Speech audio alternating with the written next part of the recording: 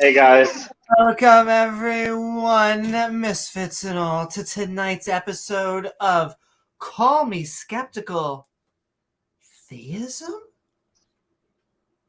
where tonight we are opening up the internet phone lines to see if someone, please someone, can you help us? Anyone Help us understand theism or belief in a deity.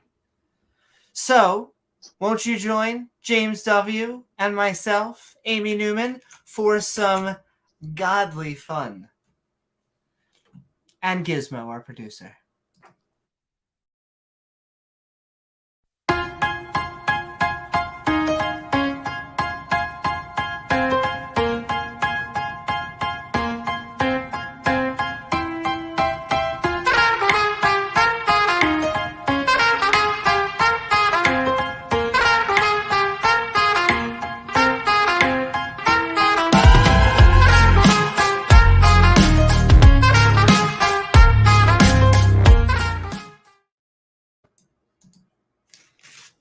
Woohoo!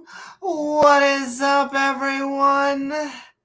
And Hey, thank guys. you for joining us out there on the intertubes. In fact, if you're feeling fancy, please don't forget to like, follow, or subscribe, because then you can hit that all button icon to get reminders to join our live streams. What is up, interwebs? Can't believe they can fit all of that through a tube. It's amazing. You missed that class. Exactly. They keep on shoving it through tubes, and then when you get faster internet, they get bigger tubes. Oh my god! All makes sense now. Anyway, during the show, feel free to tag James W. or myself in chat at Amy Newman with your thoughts, questions, or one-liners, because it makes it easier for us to see your comment. Furthermore, we are a skeptic channel, including the two schmucks that you see before us. However, Call Me Skeptical is specifically looking for views that don't agree with our own. So, if you fit the bill, then the link to join the show will soon head into chat and on screen. Oh, baby, if they have permission. Oh, my. We also love people who do agree with us. So, atheists, skeptics, and science-minded people, feel free to call, or rather click, in. Though if you think the world is 6,000 years old, that evolution is a hoax, or that the world is flat, oh, well then, OG Willikers, speak to us right away. By the way, tonight's housekeeping and intro sponsored by our Patreons, which help us support all of our content at patreon.com/Amy Newman, including awesome Patreons like us from the world. Thanks, us. Tangang Yo, and also Tart.live. Because screw it, we'll do it live. Love you all. Send it to your also- homepage. Oh my. And also sending love and helping us level up in the non-believer community. Bloop, bloop, bloop, bloop. To scale, by the way. And it kind of looks like it was formed by natural means, except for the fact that this actually is artificial because it's a plushie. Thank you, Ian Davenport. Close enough, though. Exactly. Well, I love this. You get the idea. Fantastic organs. Oh, kitty overlords. Because we respect all other beings in here. I was going to say higher beings, but there's no evidence. Or is there? Because that's tonight's subject. As we will send love No to evidence. And as we listen to creationist claims, but I'm sure there's going to be a great one tonight. But currently, they make us and a grumpy old cuss go bleep, bleep, bleep, bleep, bleep, because they can't be replicated in a lab. But hey, picky, picky, picky. Thank you, Grumpy. Oh. Amy, you went to there, right? The Synagogue of Satan. I did go to the Synagogue of Satan. I actually minored in torture and knitting. I'll let you figure out which one I did. I thought that was basket weaving. True. If we're gonna that was your true calling. The mechanics and the logistics of it, and these are important subjects. Sending love also to 3 princesses in 1, Diana Smith. As Thank we you, Diana. learn once again, differently from the Bible, that we actually treat women like humans. Oh my goddess! And the funny thing is, you can find that might be triggering to some of the theists. I know, you can find them for a great rate back in the day, biblically speaking, of course. I think you can find them for a great rate back in Libya today. Even you have slavery. And slavery does exist. That's what they often doesn't go away. It doesn't go away. But the point is that we don't support slavery and that we would like to shut those down. That's the one difference. We don't open up what they call the good book. Is it the good slavery? Wait. No, it's all bad. No, it's still owning humans as property. Damn. Yeah. It's still bad. Picky. Yeah. But if you are a Jew, a Christian, I assume you reinterpreted the story somewhere in the Quran. A Muslim, come on down. Theist, one and all. Pantheist, deist. We heart you and considerably probably disagree, but we want evidence, and I would want to know, James, wouldn't you want to know if a God was real? Absolutely. Yeah. That would be important. It would be important. I don't know about worshiping, but it would be one of the most, it would probably be the most important fact in reality. Yeah. If a God existed, yeah. It would probably be the most recirculate your entire compass. It would make your entire worldview. Going to the laundry tomorrow and figuring out if you have enough quarters I don't know, come as like a second priority to the fact that now you know of an omnipotent being that's looking at you 24/7, 365, has been judging you at the beginning of time and will until the end. And then it wants you to worship it. Yes, and wants you to worship it. It's such a like, I know we're biased, clearly. You know a little bit which team the cheerleading outfit is for. But I just don't understand the logistics. To me, and maybe this is just me imposing already, but it would seem like an omnipotent being that has seen and will see everything and can control everything. I don't get what it would be like. Oh, these little peasant ant things. They think they like me. So, and they better keep on liking me. God damn it. Because once again, the complaint department Not fun. And that's the thing, like, to say he wants you to worship him, but he wants it by free will, but he also has that stick that if you don't want to worship him, you go to hell. But he that, loves you, as Georgie would say. But he loves you. how do they get around? Is it because they think he's entitled to the worship, so therefore he's allowed to use that threat to get it? I don't James, he brought you into this world via, Yeah. I believe, your parents somehow, but we'll ignore that part. But somehow, something. Thanks, God. Thanks. I'm so glad that you did that. Yeah, thank you. And I'm glad that there's a nice warm chamber. I personally, I'm always chilly, so I do like a little bit of heat. So I guess I want to thank Satan. A little spice. So, her too. I would like to think it's a co-joint of Little Spice and Satan, which both who co-jointly sponsor this podcast.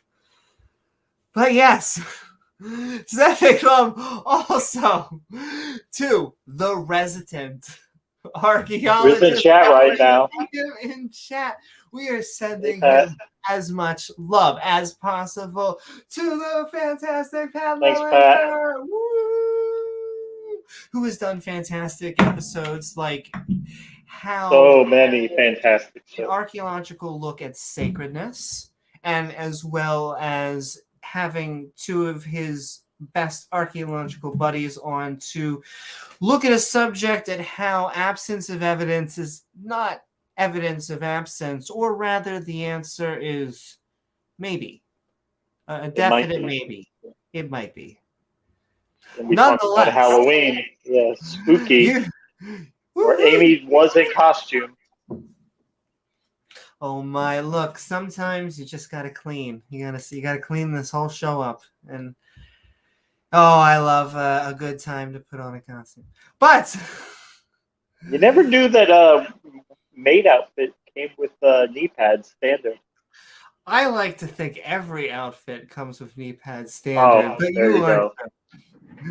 Nonetheless, we are sending love to Pat, but also we cannot forgive ourselves if we did not also send out. I saw the lovely, she was in chat, yeah. Amazing Biddy Buddha out there, and you should go check out youtube.com/BiddyBuddha_ if you want to learn some amazing things with a combo of her and Pat. Some good stuff over there. Look, that. There is so much fantastic non-believer content out there, and I'm going to say it as much as possible. We don't schism. We don't have to have these big wars. I like to feel you're going to hell. No, you're going to hell. No, you're all going to hell. Oh, let me look at your life very much. Oh, no. Oh, you know this thing on Tuesday, actually 25 years ago? Yeah, I actually think you're going to hell. Yeah, and actually here and here. Well, what was the crime? Have you formally repented of that?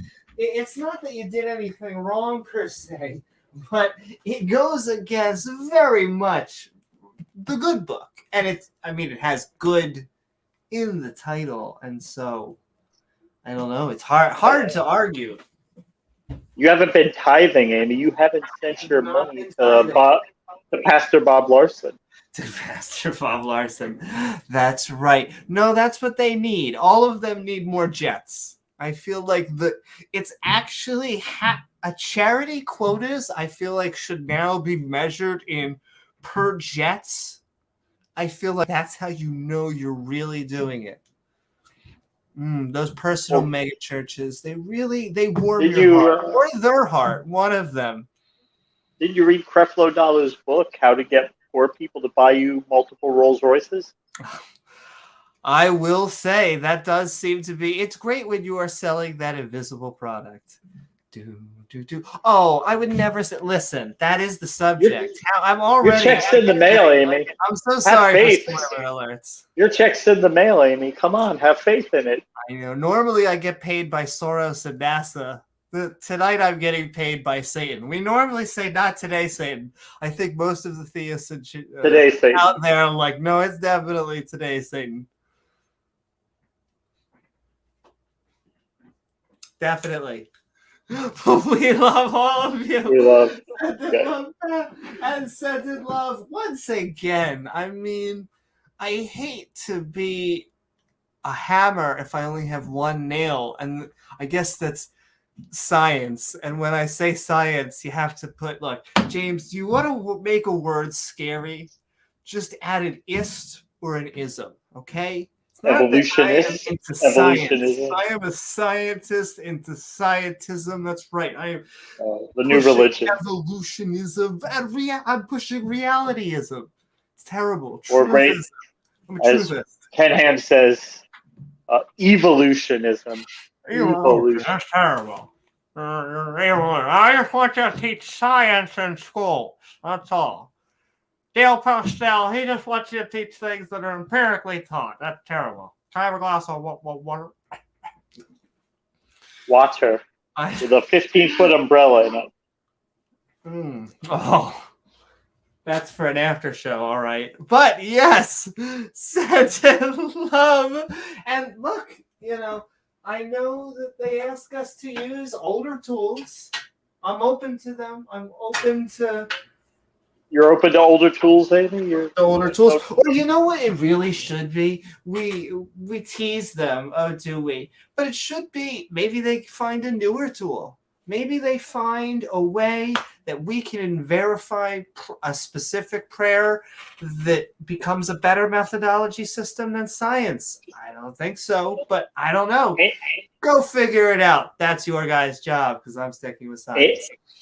Amy, are you trying to say that maybe the Bronze Age wasn't the height of human intellect and intellectual achievement? Are you trying to say maybe we know today a little bit more than humans knew 3,000 years ago? James, I may be saying that. Maybe the biologists know more about biology than goat herders in the Bronze Age, and maybe evolution's true. I don't know. That's a controversial statement. We stand, once again, on the shoulders of giants. We couldn't be here if it wasn't for them.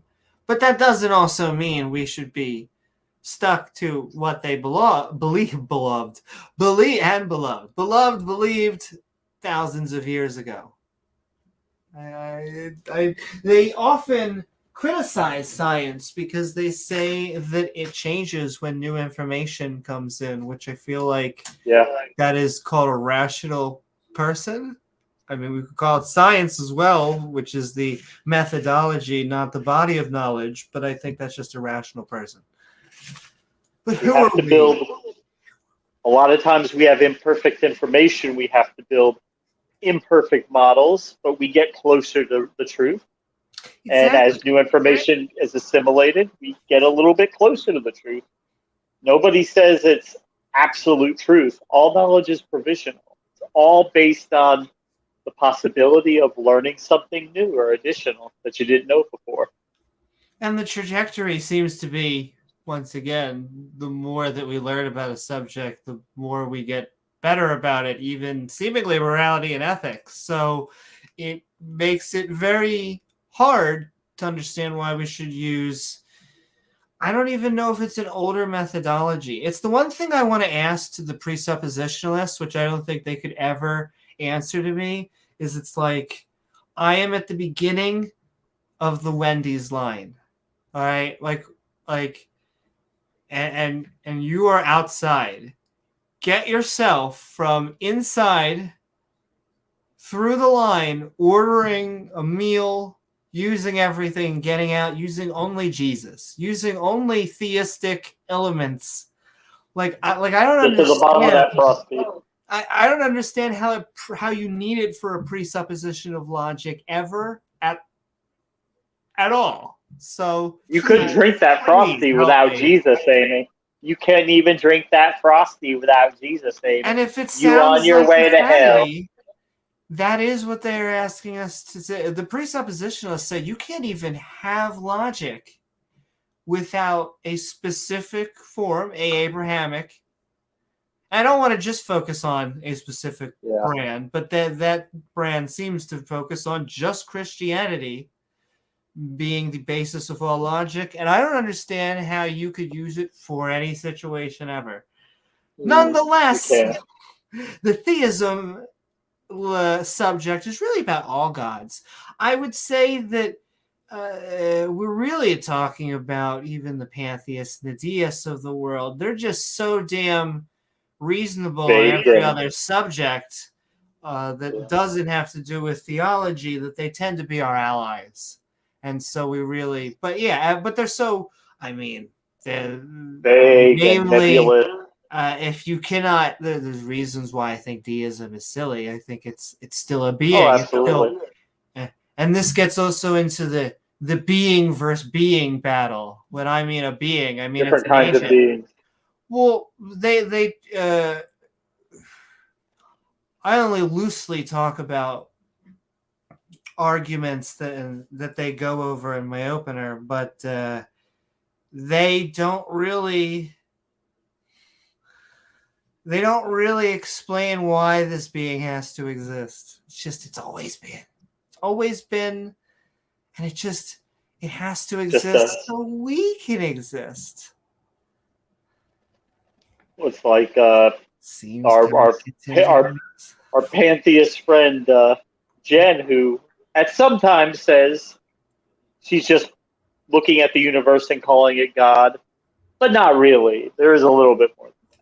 But she is at some level just looking at the universe and saying it's pretty cool, therefore I'm going to call it God. Well, that is a word game to me. I understand why it is absolutely semantics.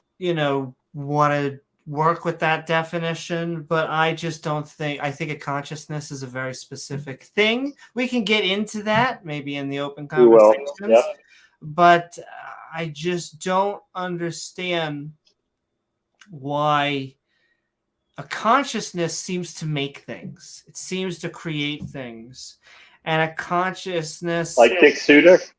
Like artificial things like this and this, but they don't seem to have. But conscious beings don't seem to create forces of nature. Don't seem to create physical laws. Don't seem to gravity, the germ theory of disease. These things are just descriptive. They're not prescriptive. And so it would be very strange if a God were real. Completely open though. And it is the topic of tonight. Sending love to everyone in chat. Oh yeah. And my Neo. Yeah. And also sending love to Dave Gar, who reminds us that yes, we are just looking for, empirical theories, which are a framework of facts. The theory word also seems to trigger some creationists. It's just a theory. No, that's just you misunderstanding what a theory is, which is... They like it because it leaves open the possibility to be modified. But if you think that means that you're going to wake up tomorrow and they're going to say this whole evolution thing, we got the whole thing wrong. No, in order for that to happen, you would need to have such an upheaval to our everyday life. Basically, nothing would make sense anymore. And if I could say so, the notion of someone never being wrong is such a infallible human concept. Like, it just seems like, once again, just something that we would create and like out of wish fulfillment rather than a being that needs to be that way. But who knows? They should give us a theory, though, including all of the ones who think we have sending love Dave Gar and sending love to Scott Duke. We're going to send a link into the stream, Pata. Yes, we are about to send. We'll be coming in We're about to do intros. In fact, I'll do that before. We'll do that. Thank you, Scott Duke. Short. Sending love, Scott Duke, because we don't have dominion over other animals, even if the Bible tells you so. And once again, animals, because we are animals. You are an ape, Amy. Did you know that? Oh my goddess, an ape. You're a fucking ape. How dare you? Are you calling my ancestors an ape? My mom and dad an ape? Yes, and that shouldn't be an insult because us and other apes are frigging fantastic. They're brilliant. Amy, you're a fucking mammal. You vertebrate. Oh, you vertebrate. I know. You're a vertebrate, yeah. James, you got fucking vertebrate. You biped. How dare you? Yeah. But yes. Silliness of the argumentation we get from the other side. Because it is. It's just like when they had sold us that we're Stardust. Like, oh, you think we're Stardust? Yes, pretty cool Stardust, though.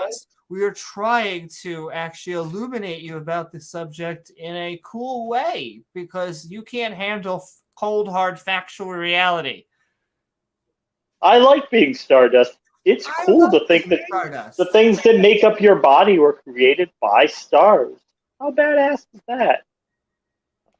I think it's pretty freaking awesome. I think the fact that something did die for our lives, and that's first or second generation stars. Yeah, because the sun is a third generation star. Exactly. It's got elements that would only form from second generation stars. How do we know that? Science, people. It wasn't a first century rabbi, James. Are you kidding me? He didn't poof the elements into existence. How dare you? How dare you? Also, sending love, Rejos, who sends and reminding you to go love and watch our Skeptic Bible study where we read the Bible word for word, chapter and chapter. That's right, good man. Just finished up numbers. That's right. I have to put chapters in there so it'll be easier for everybody. I'll do that tonight. But send in love. We just finished the last 3 chapters in Numbers of the Bible. Woohoo! And sending love to last, but certainly not least, the lovely and fantastic Rachel Howard. Thank you, YouTube gods. Promoting biblical slavery. Yes, exactly. Reminding us that, well, the Bible would never. James, it's a good book. Once again, to be on theme, it's good. And so I can't understand how anyone would ever dispute that. But yes, thank you to all of our Patreons. You are who enable us to make all of this fun content along with our mods. And of course, viewers like you. Woohoo. Woohoo.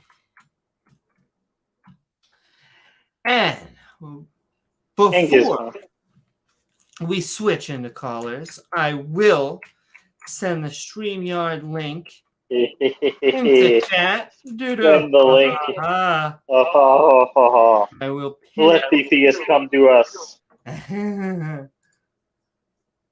By the way, I have a debate with Ken Hovind coming up next month, March 11th, on Standing for Truth. Don't miss it. It'll be fun. Oh my, that's a right. One-on-one with the Dr. Dino. And the one and only. And all right, the link is in chat. And I'll send love and everyone into chat before we go to the actual viewers and stuff. Or actually,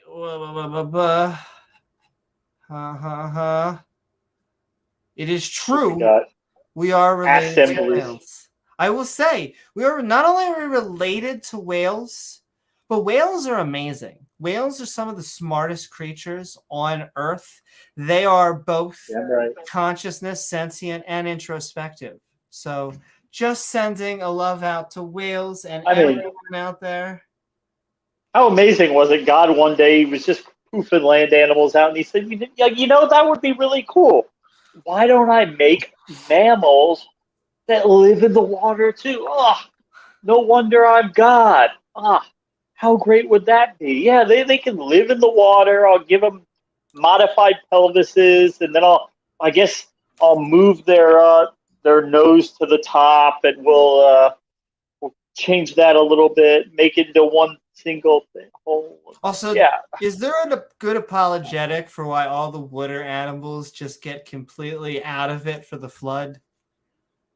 Like, they did completely fine, right? Or were there like meteors that like hit the water as like it was raining or No. something? Like, no, Ken Hovind says they're fine, Amy, because you see, they're all fine. the water was originally fresh water, so all the fish were freshwater fish, and we didn't get saltwater oceans until after the flood. But it happened so slowly that all the animals had time to acclimate, so it's not an issue. The Bronze Age got it; they got it right again. We don't know anything. That's right, James. You just need to trust in 2,000 to 3,000-year-old books, because a book said a thing. Nonetheless, you're going to be able to come on and tell us that we're wrong. But before we do that, Thanks, I couldn't help myself looking at chat a little, and I will again, because we will love to say hi to everyone. But before we go into callers, Uh-oh. Y'all in trouble now. Theism. Well, it's the belief in the notion of a god or gods, which is a top-level claim, with many of them also being creator deities of the universe, with monotheism, meaning one god, polytheism, meaning multiple gods, and deism, meaning a non-personal god. A concept we should talk about, since many theists believe in a personal deity. That is to say, a god that speaks to them in a one-on-one personal manner.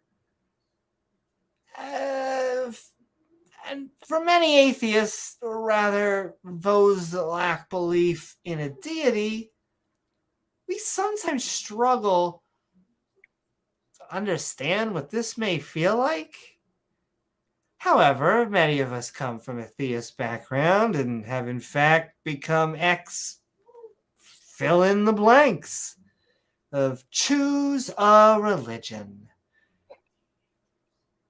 That's because for many theists, the belief in a god is primarily a personal experience, one that seemingly can't be replicatable by any scientific means, which doesn't do non-believers or skeptics much good. There are some theists who implore syllogistical, philosophical arguments. And while I find these apologetics fall flat, with most of these conundrums setting up the limits of something that can't happen, only to explain how their God can actually do them. There are indeed a wide variety for the reasons of beliefs of a God, or at least ones that are reported to us atheists. However, that brings us back to the subject at hand.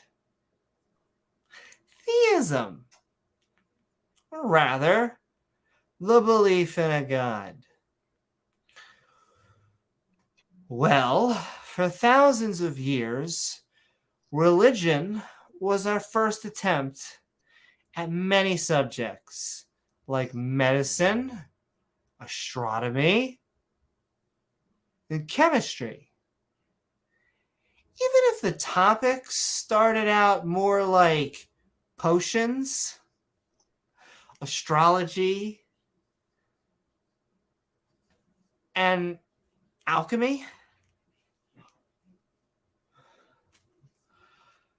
the same seems true for physics versus a being that created the world. And who cares who we have sex with? However, what I do know is I'm always open to having my mind changed. Thus, welcome to evidence of he or she or their arrival. And a hot, spicy, personal relationship. If deities are into that kind of thing, thank you. And all right, how are you, James? You having a divinely good time? It's been good so far. Thanks, Amy. So that was quite a introduction. So I always have to go after Amy. So she, of course, normally makes lots of really good points, and today's no exception. So theism, so the idea of a deity, God, or gods, or as Randolph somewhere is saying, goddesses. Yeah, it could be that too, even though we don't encounter those claims quite as often. But it's important to realize that humans in the past did not have the nearly what we have at our disposal today, virtually limitless knowledge at our fingertips at all times. You can look up almost any fact at any time of the day and get tons of good information. You'll get some misinformation, but you will find lots of good information. And that's amazing, but we haven't always had that benefit. There was a time when humans didn't know anything. They didn't know their ass from a hole in the ground. And we kind of had to improvise, and we kind of had to speculate. And that's how theism is: speculations, fables. People, for lack of a better terms, they make things up. And they wrote those down. They wrote them down in books, and we still have them today. And they're great historical records of what people at the time thought, what humans at the time, how they tried to make sense of the world.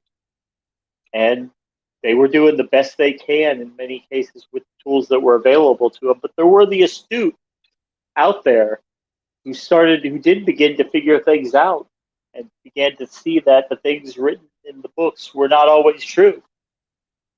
But for the longest time, these fables, these myths were defended, and people who disagreed with them were persecuted, punished, ridiculed, sometimes even executed for daring to question what was written down thousands of years ago in books. But we gradually grew away from that. And as we began to open ourselves up to inquiry, to look at the natural world around us without the God glasses on, as Ken Ham likes to say, once you take those God glasses off and you just look at the natural world for what it is, and start to find out, a lot of it doesn't match with what's in the fables, and that's okay. It can be a little scary that we don't know everything, that there is nobody in control. There is no top-down person running the universe. It's kind of just us. And that can be scary, but it can also be exciting. As we began to learn more, God has always been, and every argument for God is always a form of God of the gaps.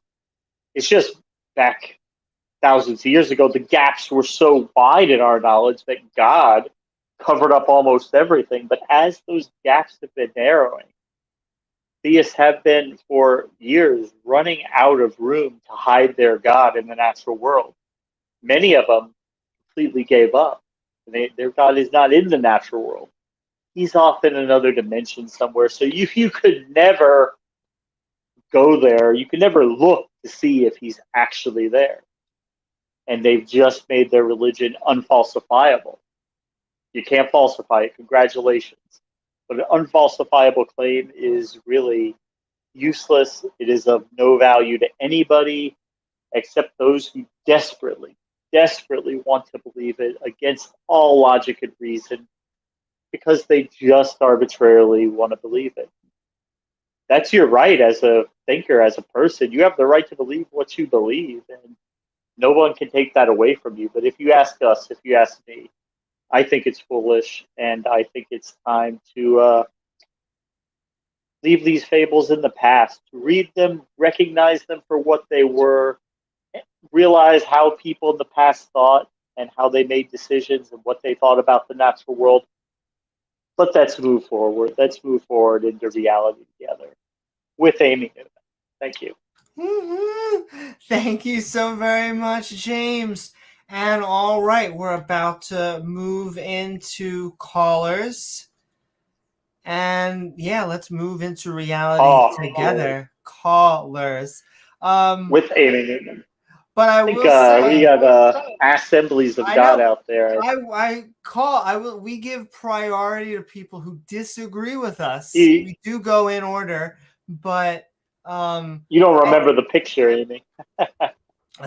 That's somebody we know. We love him. Oh. Then that's a poem. I was gonna say, oh, is it? That makes sense. You know what? I was gonna say it says assembly.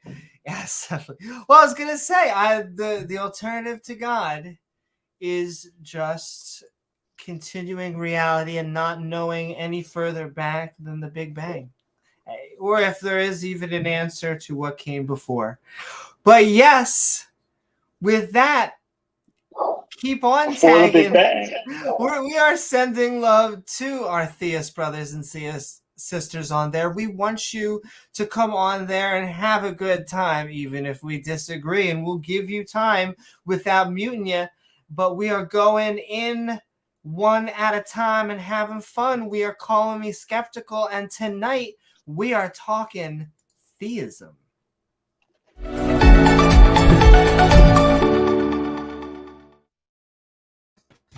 Woohoo! Yes. Is up the Sinister Porpoise? Our resident cetacean. Did you have more interesting people yet? Oh, please. First of all, I love your hat. Second of all, always got nice hats. Well, and I just love accessories. I'm just an accessory person who appreciates accessories. Accessory whore. You're not wrong. Second of all, something cut out. I think that was Amy cutting out. I think she probably blue screened out, which is known to happen to her system, unfortunately. When we hit 1 million subscribers, we'll all get really nice, new, fancy, upgraded systems. But for now, we have to make do in the Stone Ages, I guess. Well, the only thing I took issue with was you were saying something about cetaceans. Can you refresh my memory on that one? What did we say about cetaceans? I said that it wasn't funny that God just one day decided that he would create a race of animals that are mammals, like land mammals, but they live in the water. Hey, it would be cool to create mammals that live in the water, and he would intelligently design them and whatnot. But seems pretty silly to me. But was that, or was it something else? Well, I wanted to say the cetaceans were actually designed by Cthulhu, but honestly, I'm kind of hoping you get more interesting people in here. So is that the real designer? Yes, cetaceans are kind of evil, and they're multidimensional. So most of them, anyway. Who would be the most evil? Would that be the porpoises, or the orcas are pretty cynical. The orcas are actually kind of malicious. They are. In fact, you do see that they hire the more intelligent animals that you see. You see acts of like wanton violence or unnecessary cruelty. You see humans do it. You see it in the cetaceans. You see it in the great apes, where they attack people because they can, almost. We did have some interesting comments in the chat here. I think that they should come in if they want to, because they're far more interesting. Like someone was talking about abiogenesis, and I would like them to explain why. That's Pat P. Yeah, we haven't. She hasn't came in the. He hasn't come in the back studio yet, but they were in chat the other day and making a lot of points, and yeah, it would be a good chance to get them to come on if they Actually, are. I think they're in. Are they back there? Yeah, well, I see them in chat. Amy's coming back, so we'll get let Amy come back on, and then we will see if there's anything she wants to say to you, Sinister, and then you can move on if you're ready. I want to say I am the queen Blue of screen? timing there. It was the blue screen of death. Yeah. I keep on saying it, but I have tried to get this computer to stop crashing for so long. I have taken it to a shop.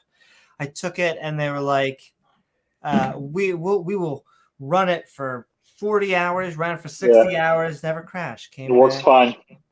Well, Came back, crashed. I got a Hello, laptop and it Sinister already died. Porpoise. first of all, I can fix all your Windows problems forever. Stop using Windows. Hey, Linux is an operating system, but if you actually hit me up on Twitter and tell me what's it's doing overheating, I might be able to help you. But I think Pata P has something interesting things to say about abiogenesis. If she's still here. You If you would like to bring her said who? Pata P. Had a P in Pat P? Oh, in the chat. sure. We normally go just 1v1. I wanted to make sure, did you explain what your views on theism were? Yeah, some comments about Mormonism is false. dissertation. Woohoo! Dissertations are evil. And Yeah. they're shape-shifting. They're dimensional shifting beings. Yeah, we weren't created by God, we were created by Cthulhu. Thank you, the God Lord Cthulhu. They actually sell Cthulhu blushies that I kind of want that are adorable, but that might ruin the Overlord sending you to a darkest Joseph place Smith. of nightmares and beams. Yes, that too, Joseph Smith. Joseph Smith. Yeah. But okay. I Sending ate the gold so much tablet. love, Sinister Porpoise. I'll put you backstage Sinister. if you have a question, and we're going to bring on Pat. Can I do it?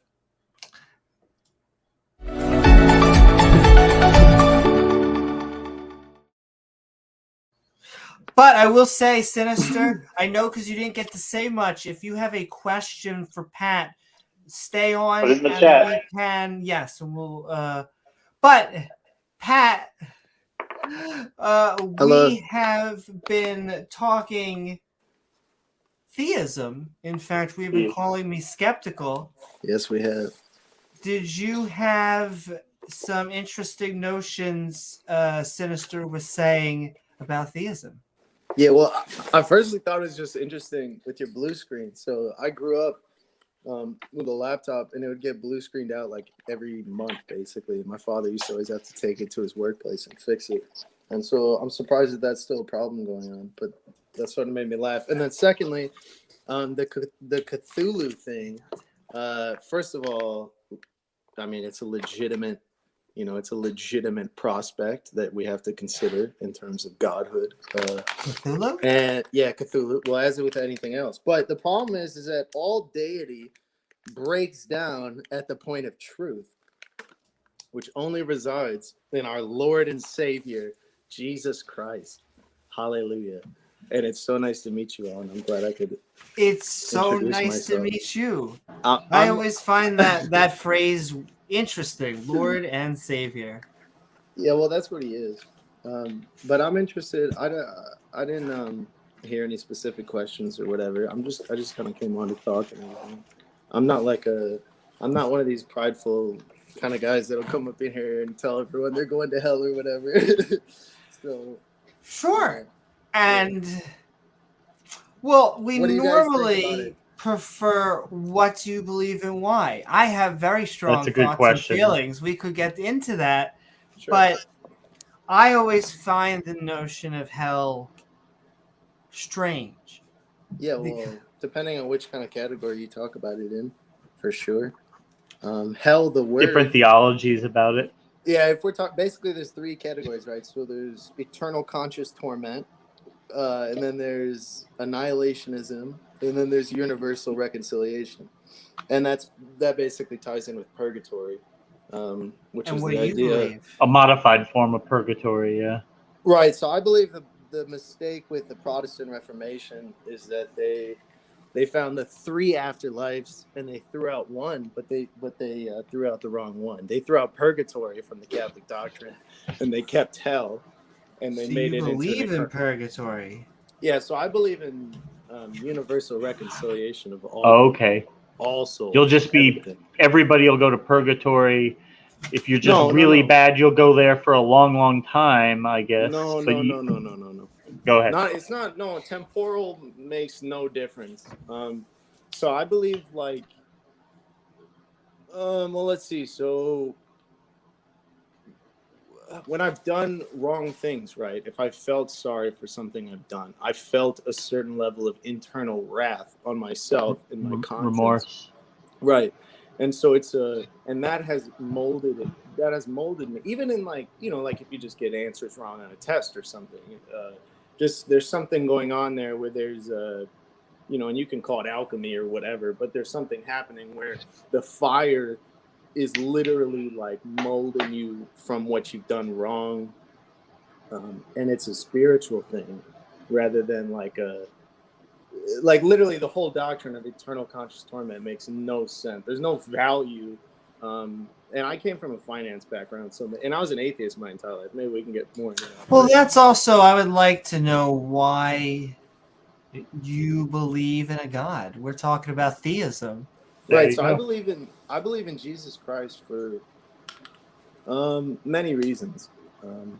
But first of all, That's interesting. I asked about God. You went right to Jesus. I'm not saying you're wrong. I'm just, that's an interesting choice. That's okay. I'm not trying to, I respect everybody's opinions. I've only been, I respect all people. Yeah, I don't necessarily even call myself a Christian, but I've believed in Jesus for like 3.5 years now, and I've studied most of the Christian doctrines. Interesting. And what was it that brought you onto Jesus? I would say it was a turning point in my life and it's a typical sort of psychology where there's like, there's certain traumas, right? Where it's like you get a divorce, or there's like a death in the family, or there's, whatever. And I had like many of those things happen at once, but I'm not saying psychologically, like it's not like I fell into something where I needed some kind of, like escape or something. Yeah, it's not really like that so much. It's more like I've just been with my mom. But my mom is a Christian. So interesting story. I guess I could tell. My mom, when she was 7 years old, she was abused her entire life. But so when she was 7 years old, she was locked in a closet, and she had the Lord speak to her, and he just told her, "Be still, my child. I'll always be with you. I love you." And that's it. And then she was a Christian her entire life, and she never told me that story until I told her that I had converted to believe in Jesus long after. But so that's just one. I just threw that in because there's a lot of metaphysical stuff going on, and so you can see how it's both legalistic, but it's also metaphysical. I mean, I hate to. That is such a horrible experience. I'm so sympathetic. No, it's okay though. No, I'm not bringing it in for that. I'm just saying. Well, no, but I almost. There are things. I almost have to. There are things occurring. It seems very cold for us to listen to a story like that and disregard the deeply personal meaning that was found in that. I understand. But I like personally, I also I just believe in spirits in general. So I believe people outside of the Christian faith have also had similar experiences where they're in trauma in their brain. You know what I'm saying? Like my problem is I don't necessarily agree. Let me just isolate. Sure. Because I want to go back to the reason that you believe is that you kind of linked it with your mother's experience, but is it her who brought you into the faith or into theism? No. I never knew my mother believed in Jesus until after. She never expressed it? No, never once. Not until I was like 20, 22, and I told her that I believed. My dad is an atheist, and my dad grew up as a Catholic, but he never believed or anything. And I went to a Catholic high school. I never believed or anything. We were a totally atheist household. But what I do believe in is truth. And what I found out is that Jesus is the God of truth. So, Sorry.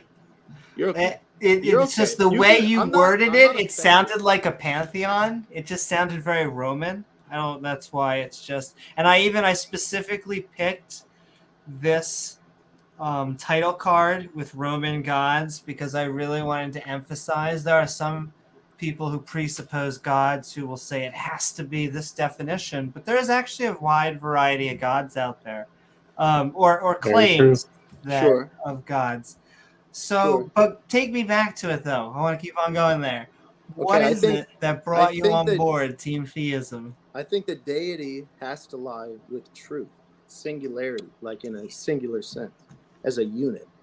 Like geometry is linked to everything that you can't see without the See, spatial relationship. Can And I that- pause you for a second? Why I know where you're going down, and I have problems with this notion. You're going towards the Sure. notion that a god can't lie; he has to be the equivalent of truth. But I can name you gods like Loki and trickster gods that were maybe not built to lie, but it has a lot of that built into it, and they're deities, or at least they were worshipped as deities. Sure. So They I'm a believe they're mono- demons. Yeah, I agree. Yeah. Well, I don't think they're demons necessarily. I'm a monotheist, so I just believe that there's one God, one creator of all things that sustains. But you life. said you believe in spirits. I am. My Spirits- question is, I yes, agree with yeah. you. I just don't get why Yeah, I do. truth. There's this, I do. and it does. This monotheistic claim seems to be linked with this truth Well, truth often, has but to I don't get exist. it. Truth has to exist in the matter that we're speaking to each other, and that's a true thing. In reality, as far as we know it, in this universe, it's the truest thing that could be. There's nothing else happening right now weird. but us speaking to each other. Well, besides everything else. But what I'm saying is that There are true statements in the world. in your True experience, statements. like what you're just truly experiencing, me and you speaking to each other. That's Sure. but that's why we have math. That's why I said geometry is linked to everything. Like we wouldn't be speaking to each other without the technology required to link But do each you other. think that your God is closer to like a concept or the physical? Or is it not? Is that's really not a true dichotomy? But if you had to put maybe in one of those buckets, no. So Jesus Christ, the vessel is physical, and he's immortal, and like indestructible, things like that, right? But God, which kind is- of immortal. He got killed once. yes, but that's what I'm saying. He was risen from the dead. He was a human being back then. But anyway, we could get more into that. It doesn't matter. But so I'm a monotheist. So I believe in one God. So when I say God, what I mean is Yahweh, the creator God from Or the the Old highway. Testament, from the Yahweh or the highway, not Jehovah. No, not that I'm too specific or whatever. But so Yahweh, he claims to be certain things, including things like truth and love, and he's the state of being, basically. Like he's the I am, the being, the is being, whatever. And he reaffirms ideas like that, and I believe he proves it through his manifestations in his word and through the living creature that was Jesus. So I can't. You're telling me what you believe, and that's actually important. I want to go over. That's a good start. And it is. You're It's telling a me good lots start. of good stuff that we could go over. But was there a moment? Was there like a thing where you're like, oh man, I'm an atheist, but truth has to equal.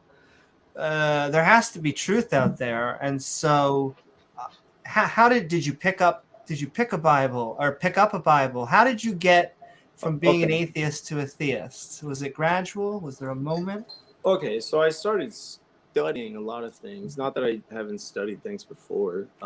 Like, for instance, I took a Buddhism class in college. Not that that's relevant or whatever, but you understand what I'm saying. I haven't been indoctrinated. I've been indoctrinated into the Bible self-determinably. Well, can I pause you for 1 second? Yeah. And please just don't take this the wrong way. In fact, I'll even No preface worries. it. No. I'll put this on the drawing board so my insult can have weight. Yes. I come from a Jewish background, and I don't think any of that stuff is real. I think Moses, Adam and Eve, Noah, blah blah. So Right. that being said, with Christianity, I still may think That's fair. that Jesus guy was walking around and all that stuff. But Christianity is odd to me Yeah, because because it's to satanic. me it's the original. And I don't want to use the C word you used indoctrinated, but when you Yeah. have a guy, doesn't matter who, and you come home to your parents and their parents are like, oh, who's this new guy you met? And what he's like, well, I hate to say it, but he actually said that I should leave you guys, that I should sell everything, and that I should kind of follow him. I Mhm. don't want to say that that's a little cult-like. I don't want to label people. But Well, sometimes people hear spirits, like I said. But Abraham didn't leave his wife. Abraham brought his wife, and they had like multiple children. Well, But he left his homeland. It's fair to say. I'm not saying anything, but not everybody just gets. you just mentioned Jesus, so I think that's why she went that direction. Okay. Because yeah. Well, so I guess. Let me think of an example. So so obviously the genealogies of Jesus are just straight up from the Hebrew tribe, from Judah. But also, let's go straight back to Genesis. So Genesis 1:1, the first verse of the first Bible in Hebrew, the Tanakh, it's Bereshit, which is it's Bet. It's like Bet Resh Aleph Sheen Yod. can I pause you for 1 second? Todd. Just Google Bereshit. Do you believe, are you closer to the age of the earth being in the thousands or the billions of years old? Billions. We're already, Yeah, no, Pat, we're already on much better yeah, ground. I'm not traditional. Yeah. I mean, you got to understand, I literally believe the Christian church is the synagogue of Satan, spoken about in the Bible. Hey, you know what? I'm normally convinced of being that, so we're on good. But it doesn't matter. I mean, it's okay. We're all eccentric. But yeah, I believe billions. I mean, the Bible says the world is from old, way from old. But do I believe the human race evolved from whatever crustaceans into a bunch of anthropods that made into whatever? I don't know. No, I don't believe in that. I believe God made the human race at some point, whether it was like, I don't necessarily think Jesus stepped down on earth and like did a lab experiment to like. Was there Adam and Eve? Is that real or? Yes, I do believe in Adam and Eve. You do believe in the literal Adam and Eve? Yes, because Jesus Christ is directly linked to Adam. Oh, I was gonna say. I mean, I don't believe any of the old 90 to 95% of the Old Testament is real, and thus there's no reason for Jesus to exist. There's no original sin. Yeah. So that's okay. God created the earth billions of years ago and then did not much with it until about 6,000 years ago, and then he decided to have this garden and do all this. I mean, is that what how would you describe, how does it work? Because it seems like it's two different things that aren't really compatible. Sure. Well, first of all, I believe that space and time are undistinguishable. They're interlinked, and I believe that Space-time, yeah, and I believe that God created the universe fundamentally. If they're looking for fundamental particles or whatever, it's just time itself. So, and I also believe, as the Bible states, it proves relativity. I mean, it doesn't, whatever. It just says one day with the Lord is like 1,000 years. That's just relativity right there. Time is relative, yeah. Yeah. So do I believe that time was moving relatively? I mean, they lived for 930 years. The problem is we today, we map, like the sun can be moving at 1/3 the speed, and time, we can still be growing rapidly in relation to it, whereas one day would actually be like a year. But that's not like mapped out in the Bible. I don't believe, the whole Bible is set with traps that are designed for just ignorant people. Normally, that's my job. Which is fine. I mean, But what you're saying is, whereas science, we've got this very straightforward, imperfect but straightforward version. But when you go into the bot, you've got this very disjointed thing, and there's full of potentials and maybes, and maybe this, maybe that. We don't know. I don't agree that there's potentials and maybes. I agree that human beings interpret things totally in their own ways. You say science is imperfect, and in It's what not way? perfect. Right. So in what way do you think science is imperfect? I agree with you, but like in what way?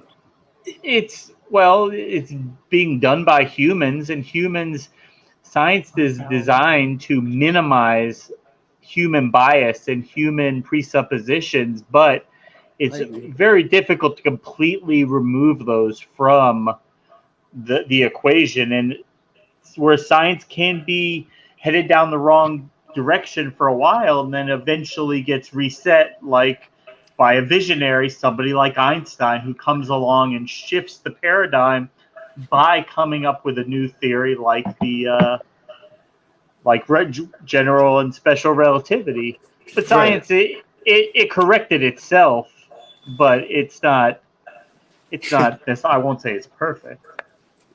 I agree, and I agree that Einstein's contributions are immeasurable, and on top of that, the innumerable amount of unnamed scientists and researchers who have created unbelievable things, like the fact on that the shoulders of giants, right? But can I turn that around though? Sure. Would you be able to give us a prediction that religion is able to produce?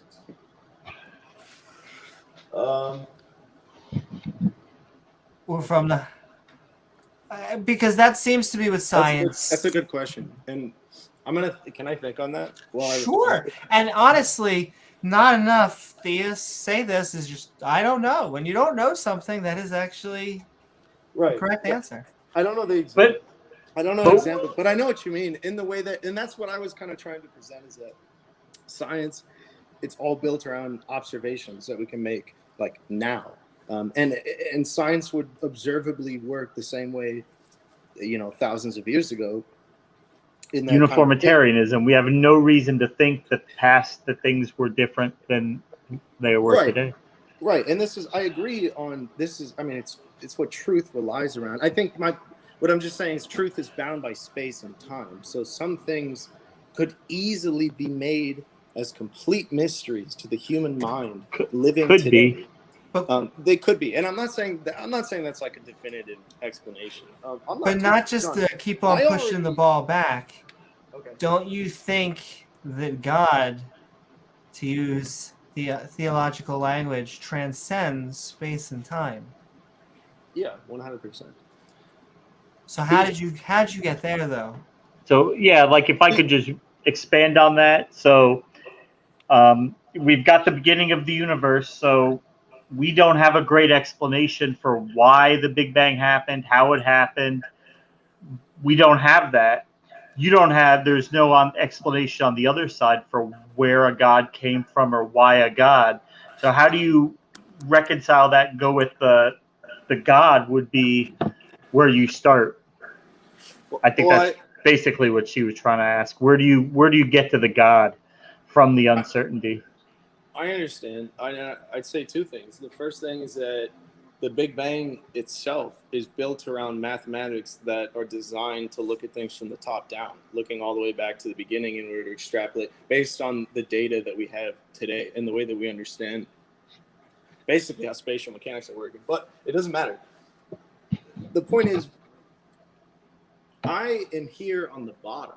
I am a human being who was born into this universe. And what I understand is that nothing at all in mathematics or science or anything, philosophy or religion, has ever proved to me that we are somehow disconnected from anything.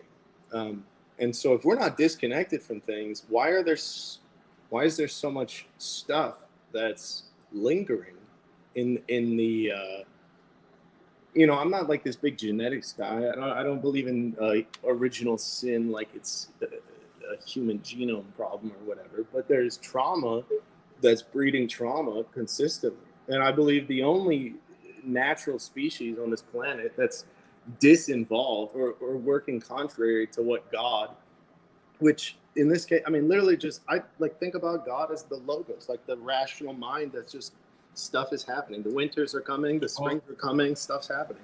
You use Sounds like God of the Gaps. Well, you also use one of my daily double words, which All right, is mind. Go for it. And Roast people me. of this channel, well, that I have a little bit. I don't know if it's. We wouldn't even call it. I don't know if it's a pet peeve or a fetish, but I have an obsession with minds and brains and artificial intelligence, and so I take notion with like the highest level claim of theism, like even deism, because I really don't understand another mind.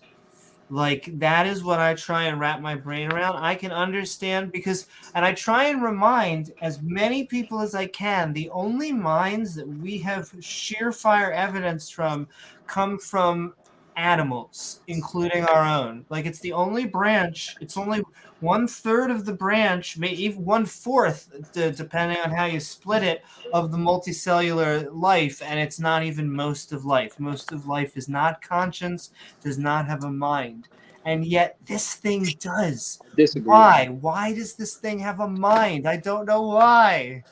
I think every single thing is living on this earth, whether it's dead or not. And from our perspective, it's just vibrating motion, so it has to be. Okay, I mean, hold on, wait, hold on. But what is your this definition of living? What's your definition of alive? I was gonna say this is why it's funny, because the person before was questioning why I said abiogenesis is untenable.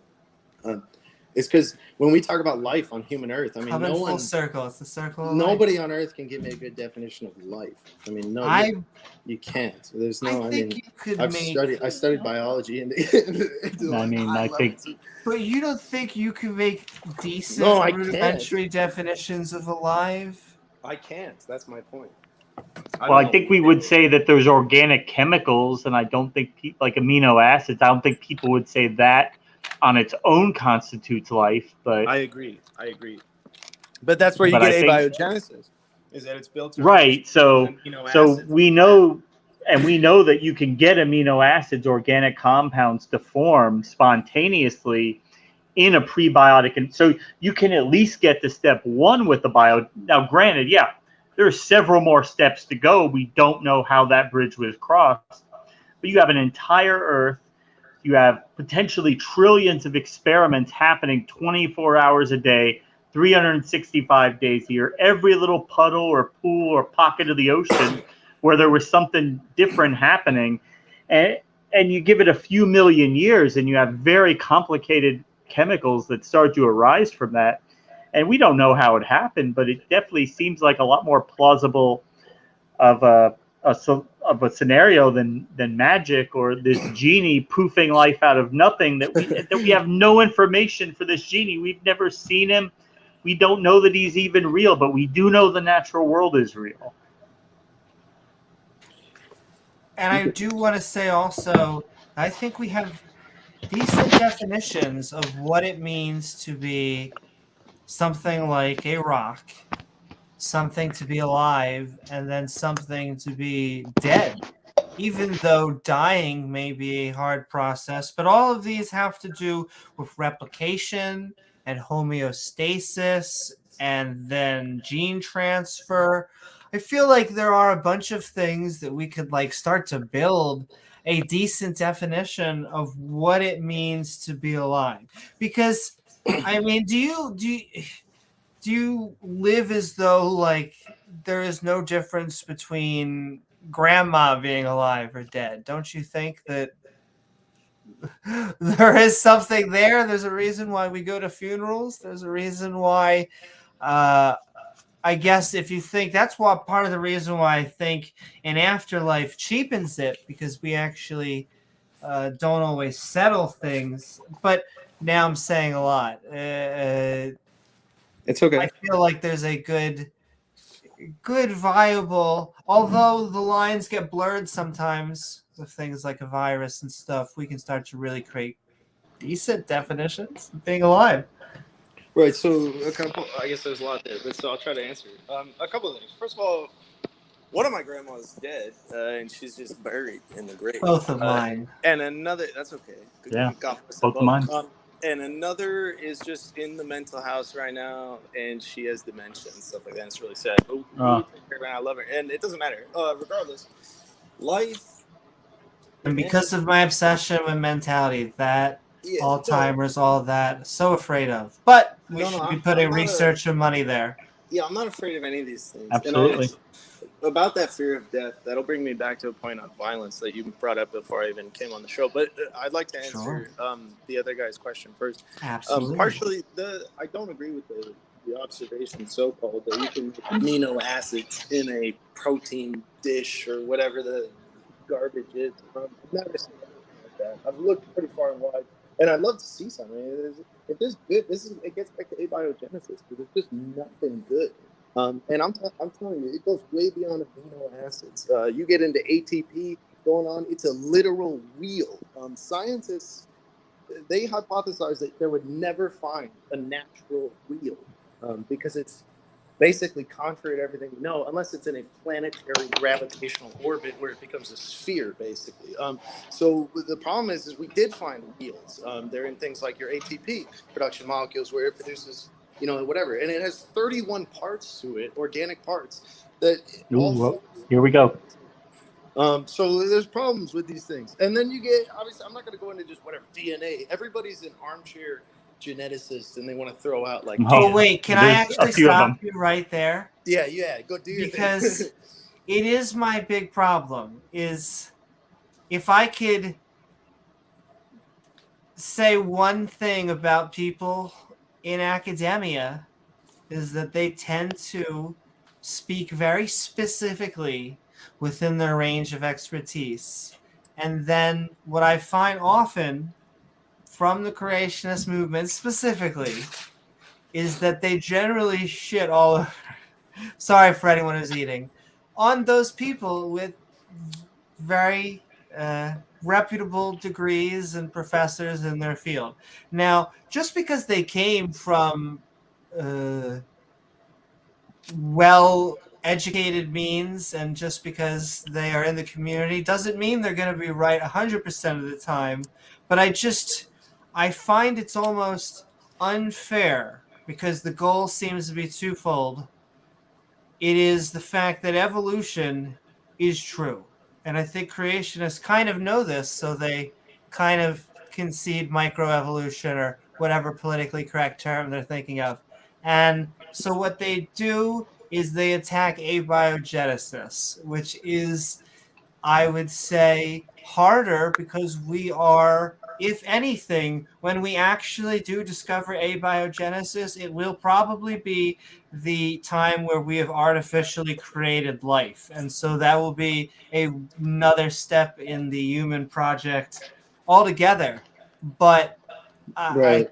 but I think I guess my question is, do you think that it's disingenuous, not for creationists, I'm just painting as low picture, to attack abiogenesis when I find very few, if any, atheists or skeptic non-believers are like, abiogenesis, you gotta believe it, it's what you have to believe. In fact, abiogenesis is what proves Jesus did not walk on water. No, it's generally just that natural selection by means, or evolution by means of natural selection, is just that genes mutate and the environment selects. The environment naturally selects them.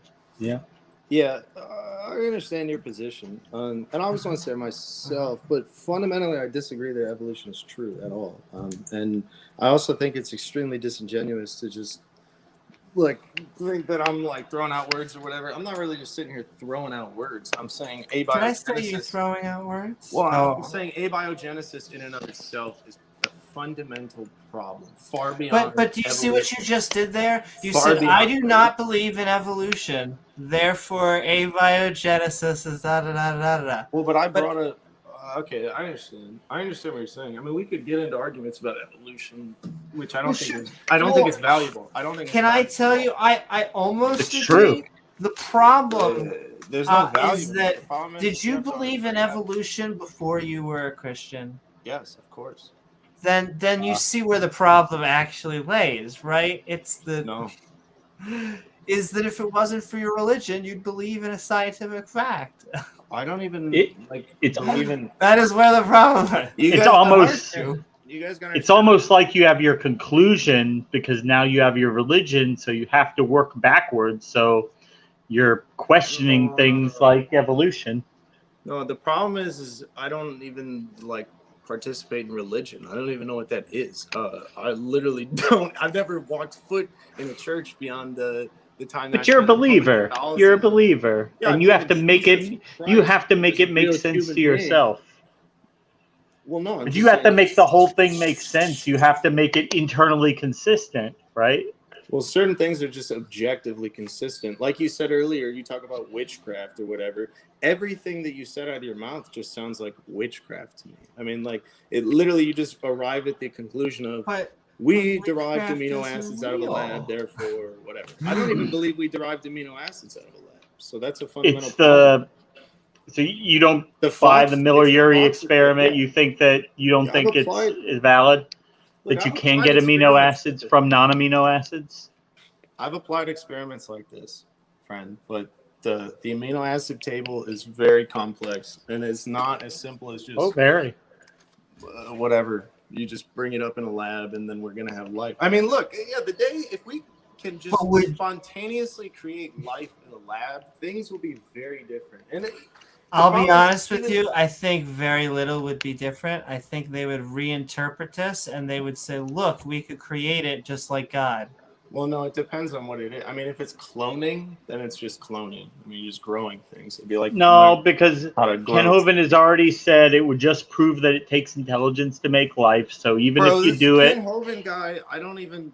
Wasn't he in jail for like a decade? I don't know who this guy. He was, yeah, he was. Okay, he might be doing part 2 soon. It's going to be fun. He sells dinosaurs. I mean, God bless him. But I'm telling you, the church is the synagogue of Satan. So he's a part of it, period. Like, he's just selling candy to kids. And I don't give a shit. Like, oh, sorry, I shouldn't be cursing. But you understand? Oh, no, you're we've fine. been known to do it. This is a late night show, yeah. So if I could maybe pontificate a little bit. So what we didn't get... We didn't really get like a good explanation for how you got to theism. And it seems like your theology seems to be really wrapped up in life and death and an afterlife. So it seems like, as we all do, maybe you had conflicts in your mind. Maybe you had fears about death. And death is not a very comfortable thing. And people will... I tell you, when I was a Christian, I found great comfort and I found great satisfaction in knowing that death did not apply to me. I didn't have to worry about death. I was going to live forever. And that was something that brought me great comfort. I was going to get to live with my relatives. I was going to get to see my dad, who I never got to say goodbye to because he died suddenly when I was 16. And I had no idea it was only 53. I would get to see him one day in heaven. And for me to realize that as good and as comforting of a thought as that was, there's just no basis for it to be true. And that can be something that's very hard. Some people can never wrap their heads around it because it would be so harmful to their psyche, because they don't really grieve for people that they lose because they have told themselves for so long that it's not real. They're not really gone. Sure. Do you at least see where I'm coming from? Why people can get trapped up into this theism? Yes, I understand what you're saying. I think, but what I'm saying, answer that. Answer. What I'm saying is, to me, the problem with the religion system is that it is like that. It's like an opiate to the masses, and it's mental, and it's mostly built on lies. Is the problem? One big thing. Like you said, fear of death.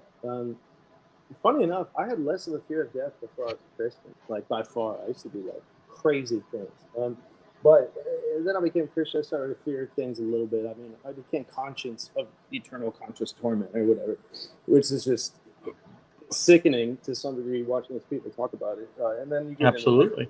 into, I yeah. agree. At some point, you reach like Calvinists, and it's sort of disgusting. But what I'm saying is that fundamentally, what we know about life is that violence is caused by certain things like trauma and fear of death. If you And don't Yahweh fear, in the Old Testament. if you don't fear death, you will not.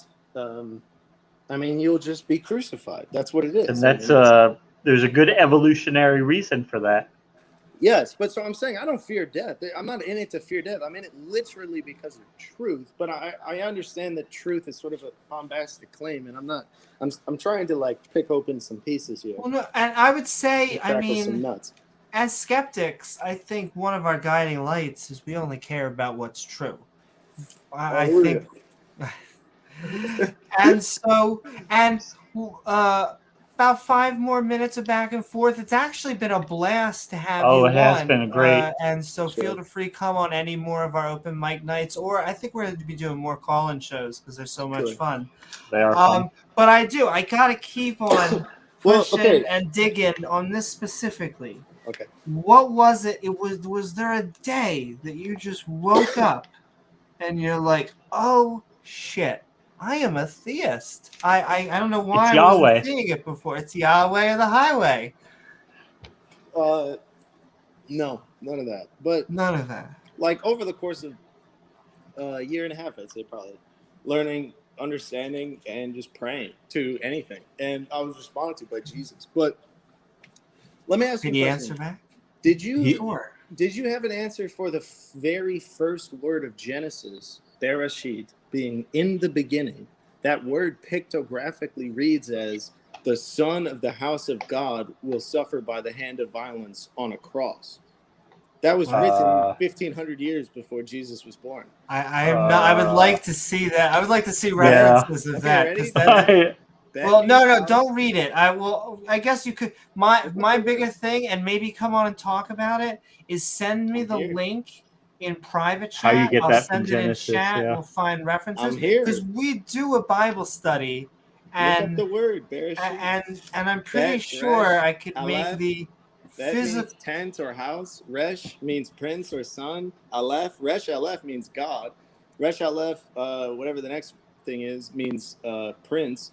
And then you get Sheen, which means violence, and then Yod is hand, and then Tav is cross. That's what it reads as. The son of the house of God will suffer the hand of violence on the cross. And very specifically, the Jewish Wish we had Dr. Messiah Josh here. was not supposed to die. So the fact that Jesus did died means that he Oh, well. wasn't the Messiah of. Where does it say? That's why Where does it say he won't die? He was. Well, the fact that he was rejected en masse by, of course, they'll say, oh, that proves that he really was the Messiah. And But the he Jews was- largely rejected him. No, he I'm was supposed saying to where in the conquer and scripture take does back it say? Israel. Where in the scripture does it say the Messiah won't die? Well, it says said he's that he would immortal. take back He's immortal. Israel. He's immortal, but he died first. Yeah, they say, oh, don't worry, Amy, he will fulfill those prophecies when he comes back. So that they have their That is the apologetic actual to get. Jewish That's the prophecy. apologetic He is didn't that. fulfill the. Yeah, he'll fulfill the rest of them later, Amy. Don't worry about those prophecies he hasn't fulfilled. He will. Well, but that's what the Jews said, and then Jesus came, and he fulfilled the vast majority of them. Do you think Jesus did not exist historically? Because most historians James agree that does he not.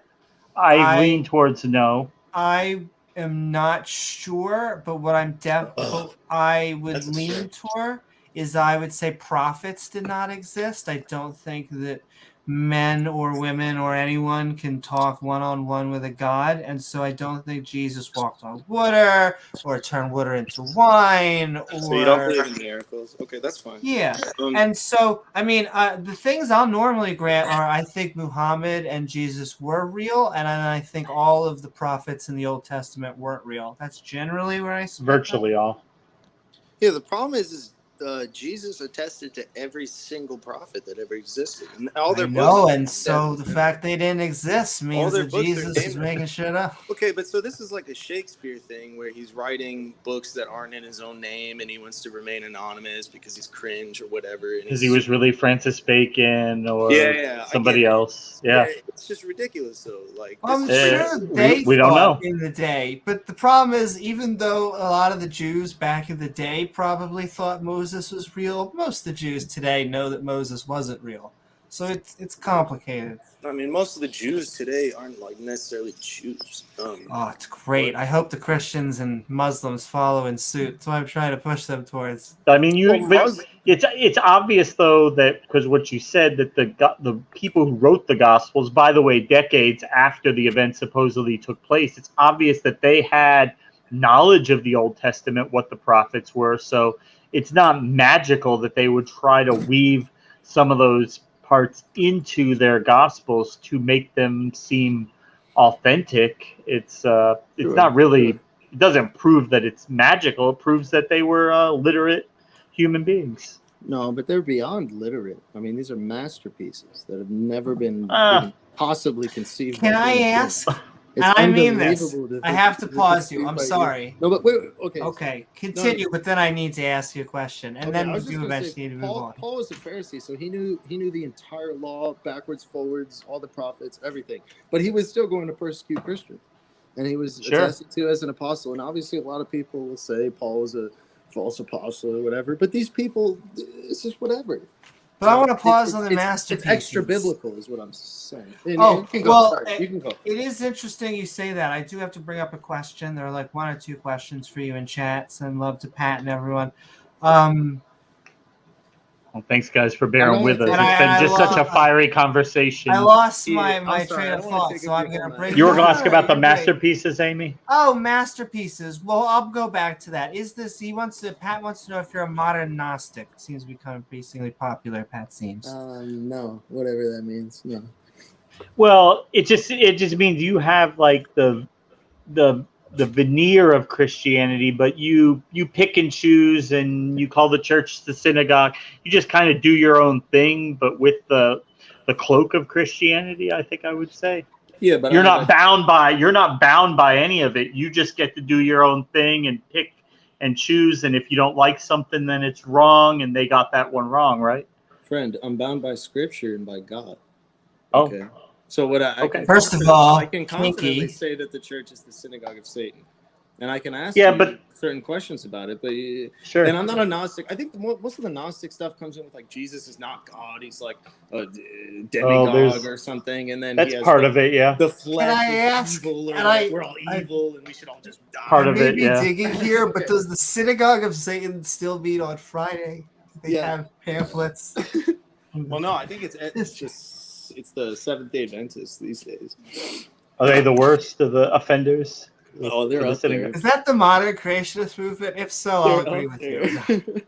But you see, the thing is, we love everyone on this channel. Gosh darn it! Well, you say you are bound by Scripture, but all these churches you're saying are the synagogues of Satan. They would say they're bound by Scripture, and they have their verses to support what they do. And you disagree. And bound by something. I'm telling you, they're bound by Scripture. They know they should know better. I don't know what the hell they're doing, man. I'm a young man. I just started reading the book. But what I'm asking you is, what is the evangel?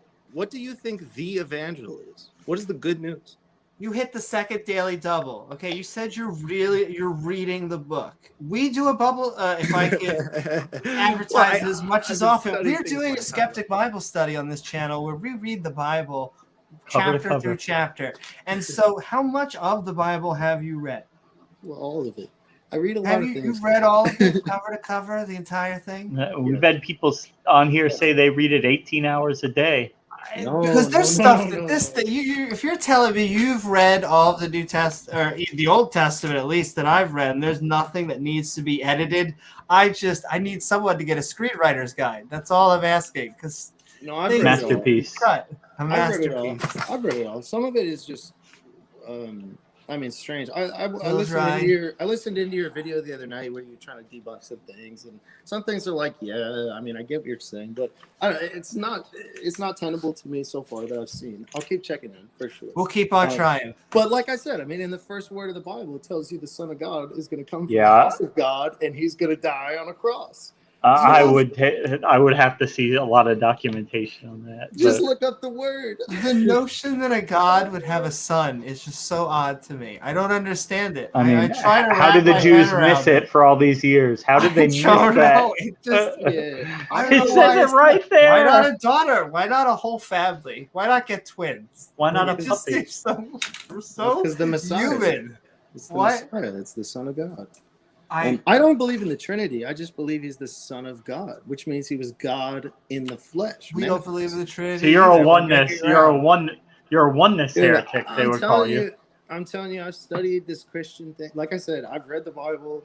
I've listened to For 2 pastors. years, right? You said 2 years. You've been a Like, Christian No, about. I said like 3.5 years, but Okay. it is what it is. I mean, maybe like 1 year of converting type thing, looking into other religions. And all Okay. that type of things. Hey, But not necessarily to whatever. you're entitled to your own conclusions. You know. Yes, it is what it is.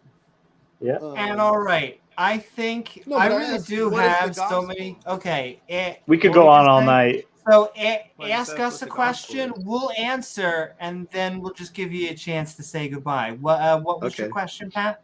What is the gospel? What is the gospel? To me, and I think James will actually give a better answer, but to me, the Sure. gospel is anonymous tellings of the good news of a rabbi who has come to Do magic tricks. do magic tricks to save us all for an original sin which I do not believe exists. But that is what A I snake would. tricked a rib woman.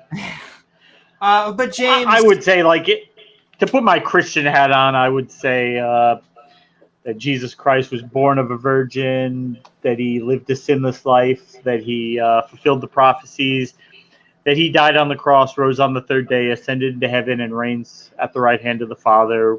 And he will come back to rescue his people at some time in the near future.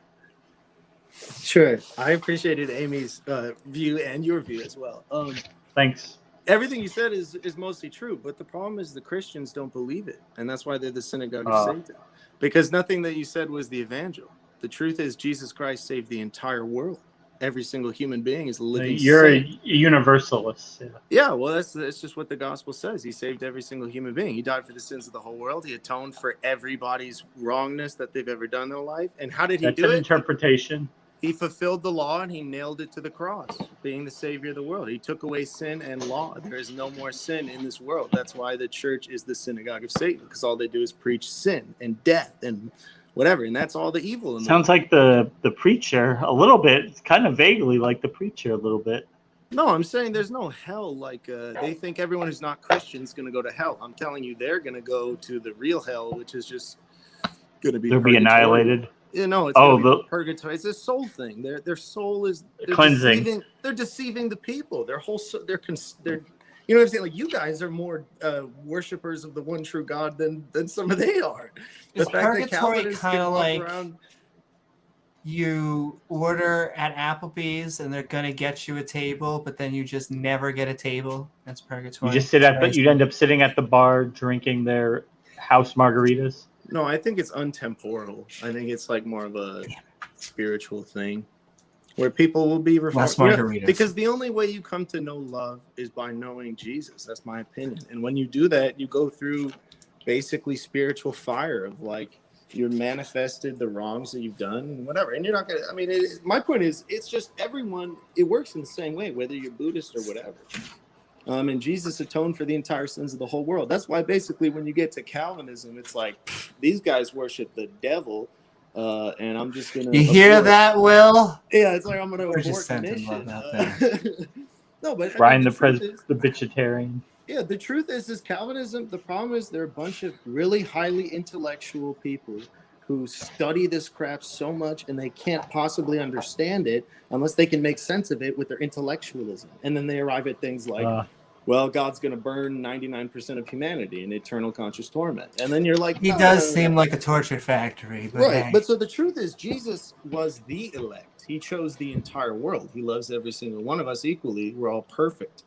That's the truth. We were made by God. Every single human being on this earth is a child of God, living for whatever his purpose is. And when they come to know Jesus, Wait, if we were before, after perfect, death, then we will grow in his love. I mean, we're still fleshly. I'm not saying our flesh is perfect. Maybe I am a Gnostic in that sense. well, no, I just, yeah, Ness, hey, you're finding stuff about yourself. But I just, are you familiar with the concept of a scapegoat? Sure. It's a biblical concept, too. Do you find it moral? See, now I'm asking more questions, and I could probably do this all we day. could go all night. We could go down the rabbit hole all night. Sure. And all right, I do want to just send you love, Pat. Feel free Thank to you so much, call Pat back P. in. Love to you. Come on again. Come around again. Thank you all. Come back anytime. Call first. Bye-bye. And all right, I just want to say, because What a rousing. In the beginning, the universe was created. This made a lot of people angry, and since then has been widely regarded as a bad move. True. Very evil porpoise. Hitchhiker's Guide, and just generally, it really is. Everyone has a complaint department, but yeah, we are about to. God's got his. I feel bad. I saw a mutable leave. This is our special show. To Immutable, we are giving. If he comes back on, we're about to transfer into. We'll give you space because we actually have time for non-believers, but we do want to go good and move Give preference more to the of our believers, which means we are going. I believe. See, Richard is an interesting one in that he is kind of the metaphorical, but we're going to bring him and we're going to give it different. We're talking theism. We are calling me skeptical. Theism. I hope you all are having a fun time as we transition into my transitionary transition.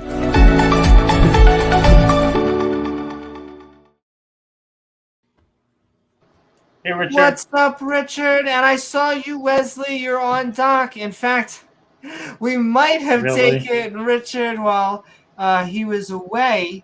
And then, Wesley, if you want to come on, we are still looking for more theists.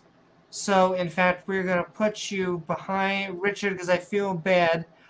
We'll actually add, I did want to say Sinister if you want, because you've been hanging around. If you wanted to say anything while you heard all that. Any comments, Sinister? Had any final things, you don't have to. But you're on mute. And it's okay. I do that about once a month. I had myself. I did want to mention something because someone brought it up in mental illness, and given the experiences I had with my mother before her death when she was pretending, or rather she thought she was taking dictation from God. Oh. A lot of these questions just, and that experience, make me wonder how thin the line between mental illness and religion is sometimes. Well, that's the hard part is we are using terms that, the imprecise terms that can be bad, even though sometimes they're useful. Delusional, cult, indoctrination. Sometimes these are pejoratives. Other times, there are serious warning flags that we need to adhere to and try and be friendly. And it's hard because, I try and explain. To me, the notion of Christianity just seems so... I almost wanted to use the term blood magic and all this other stuff, and it's hard. What is the difference between a rational or reasonable Superstition. superstitious person and someone that isn't, and it's hard. I don't know where the line is. We're trying to preach skepticism and doubt on this channel, and yet, yeah. Say, I mean, I don't think we're at the point now where we're ready to have theists committed to mental wards. Will that ever happen? Maybe 200-300 years from now, when hardly anybody believes in it and it can be treated more like a delusion. I don't know if we'll ever And what get I there. will say also, would look like you wanted to add something, Sinister. She suffered from mental illnesses, so this was clearly part Of her mental illness. of Yeah. her mental illness. Well, and you know, the problem I have, especially in this country, is that religion is a good shield. And so all you got to do if you have a Don't belief do religion. is just say that it's your religious view. And it simply begins to get this Veneer. higher emphasis, this higher veneer of authority. Veneer of when, authenticity and like, the fact reasonableness. that we have to look. Pat was a fantastic guy. He seemed like a mensch and a sweet guy. I'd love to have a beer with him. I hope he comes on further. But man, if it wasn't for religion, would we have to fight this evolution? Like, Biogenesis. the funny thing is, they're always like, why do you bring this stuff up all the time? It's like the only subjects we defend are the ones evolution's not a political subject. It's a fact. Vaccinations are not. You can argue how you handle vaccinations or what you do with them, but the fact of the concept. how you kill a virus and then make our bodies react to the dead virus is just a fact. I don't understand why we argue over this stuff, and so it gets really dirty.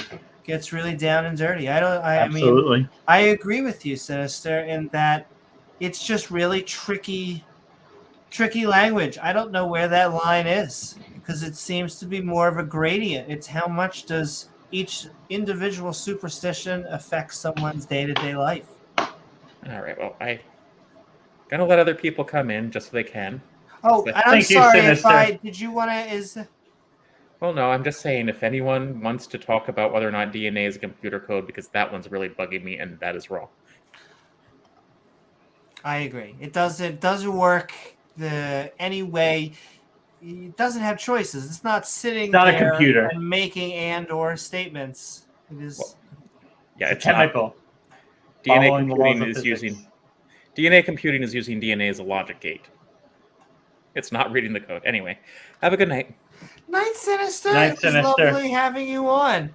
And all right, we're going to stay on for a little bit longer. I know that I think Richard had to step away, and he was the only one else in line. So actually, what I'm going to do is send Nobody the else link back there.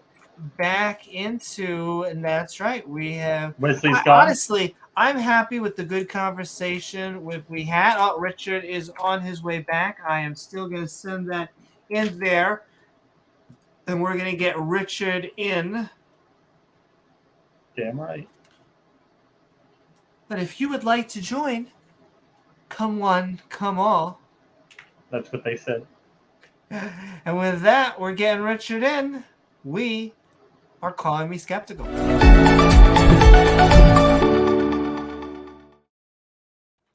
Woohoo! Are Welcome you back, there, Richard. If not, we'll just keep you in for a little bit while we're talking, because we are calling me skeptical on theism. It has been. Sorry. No, go ahead. Hey, Richard. I Good was to see you actually again. I was in queue and waiting when you brought me up. I just didn't have space to speak, so I didn't. Oh no, you're good. Oh, Okay. There's Before you brought in Porpoise, I was here for that. But anyway, moving on. we didn't hear you. We're sorry about that, man. I didn't speak because you hadn't asked. Our mistake. Okay. Well, what is up? I hope How you you're doing? well. And we are calling me skeptical on theism. Right on. Right on. Interesting guy. What was Pat? Yes. Yeah, I think Pat is actually on the right track, but hasn't gotten to the end of it yet. But it's definitely reading the Bible from a non-presuppositional position, I think, which is why he's saying kind of weird stuff. But that might be a good sign. Might be moving towards. Yeah. Okay, so if I described that probably and opinions will vary, but probably the most in complexity, the newest, most complex arrival to the planet, mankind. And then if I step back from there, I would say animals that are still pretty darn complicated, not quite as complicated as we are. And then if I step back from there, I could say simpler animals.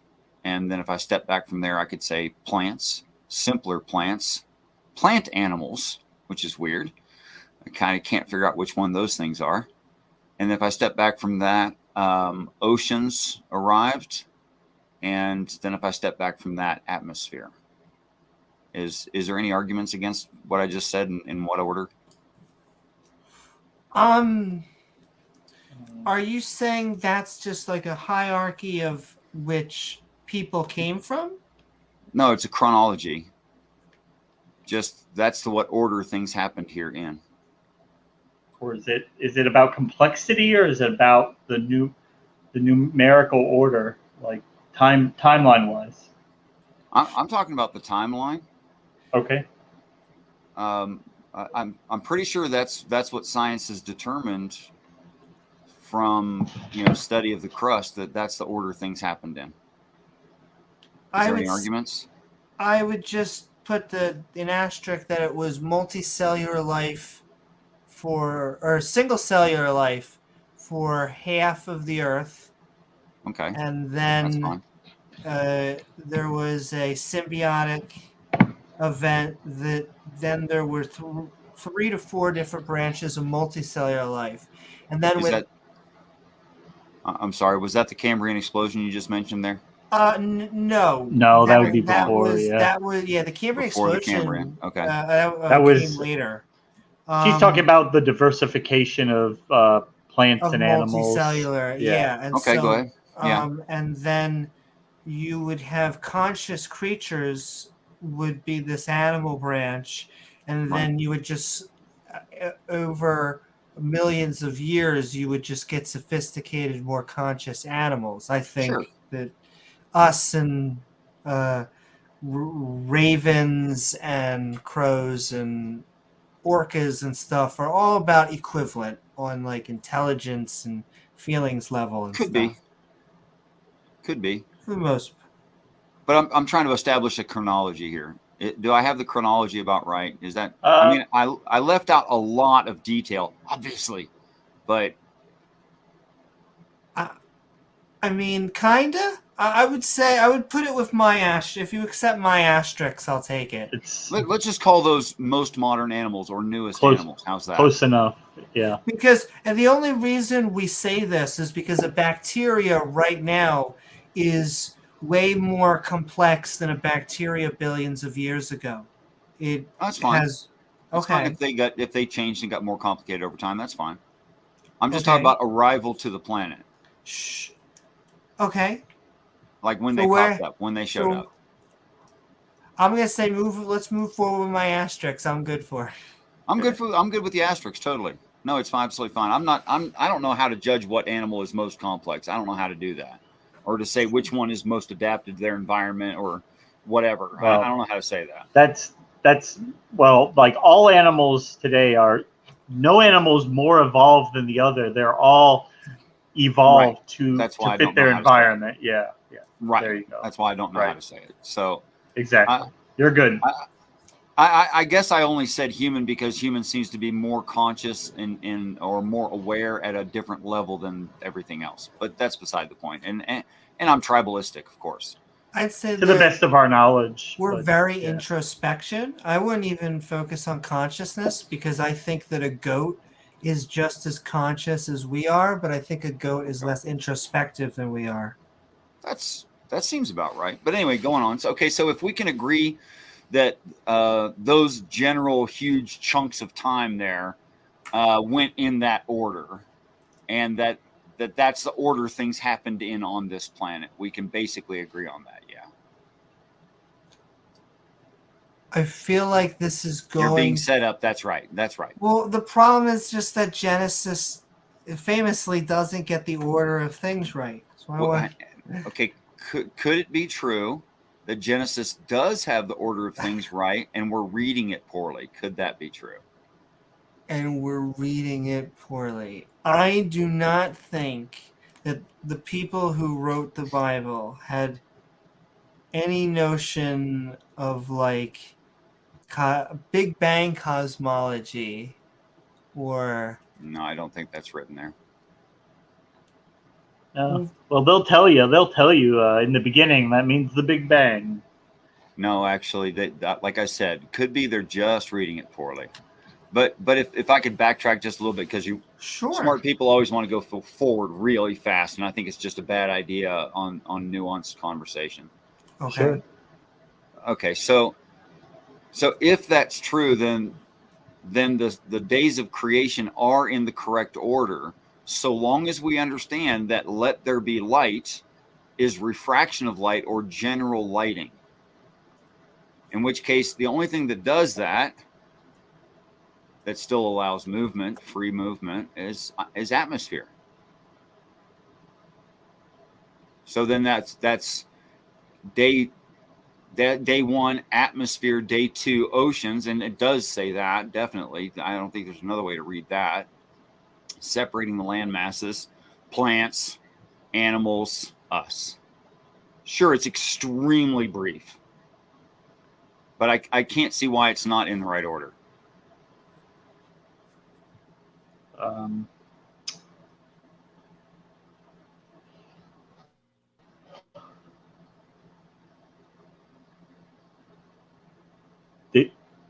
Alright, so we're the book of Genesis. In the beginning, God created the heaven and the earth. Mm-hmm. Well, I mean, are you going to just extrapolate that meant?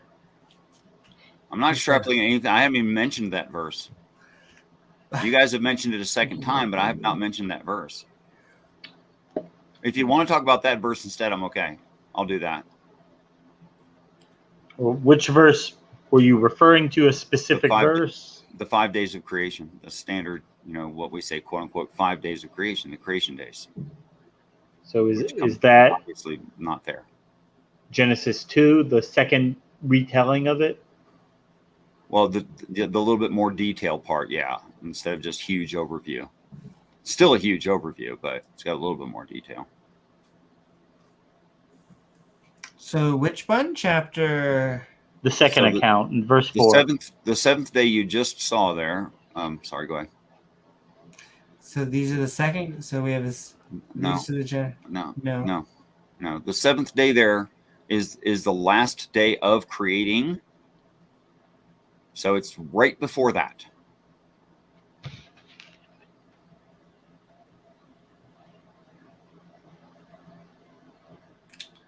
So go back to Genesis 1. At the end of. So here we have the creation days. Okay. So maybe he's just not talking about Genesis. Go up. I thought this is Genesis 1. This is what I was talking about. It is Genesis 1. It's just not the first paragraph in Genesis 1. I keep going up. I think, where he's talking about the earth. Like, so like there is the first day. All right. And that's the end of the first day right there. That verse. Light and darkness. Okay. Right. So if you didn't have an atmosphere and you didn't have a sun and you didn't have a moon, you can't have days. Just like when you look at the moon landing, there's a very stark contrast between the lit side of an object and the unlit side of an object, being that you're only getting reflective light from the surface because there's no general lighting, because there's no atmosphere. Just like that. So But- Christians are reading "Let there be light" as "Let there be a sun," and that's what's causing the problem. So what is the light? It's atmosphere. It's refraction of light. Let there be general lighting. It's not let I've there be heard a it. light source. I've heard the apologetic before that God Himself is light, and He was light before the sun. That's getting really weird and esoteric, and I don't know what to make of that really. And I guess you could say that about the text, but I think you couldn't justify it. That's more of like a theological position or something. And I'm pretty sure the universe was dark for billions of years until the first stars came on. Oh, I see. Okay, so you're assuming the Christian position that this is the creation of all things everywhere. I would say that the Genesis accounts of the Old Testament are not scientifically how things came about in the physical world. Well, in that case, let's go back to 1, okay, where you wanted to start. I should have just gone with it. Sure. In the beginning, God created the heavens and the earth. I'm sure both of you guys are aware that the word heaven there can mean 2 different things, or actually 3 different things. And what are those 3 things? Well, there's the heaven where God is, there's the outer space, and then there's the sky, I would say. Correct. What I hear. Perfect. Yeah. Which one is this? Well, I guess. I'm what do you more think, Amy? interested in this because we know the earth wasn't created in the beginning. So how do we get out of... Hold on. One thing at a time. Come on. I would say that you could extrapolate that to mean anything. The Jews didn't believe in a heaven, and so they probably just meant anything above them. Okay, so it could be sky or space. Because they thought that a god literally came from anything above the clouds because they hadn't gone past the clouds. What's the overall topic here? I think the earth. I think they thought the earth is the main topic here. That's right. Okay, so what does heaven likely mean here? All of space and the earth? That's silly. It's the sky and the earth, atmosphere and the planet. Yeah, but that wasn't created in the beginning. We know that factually.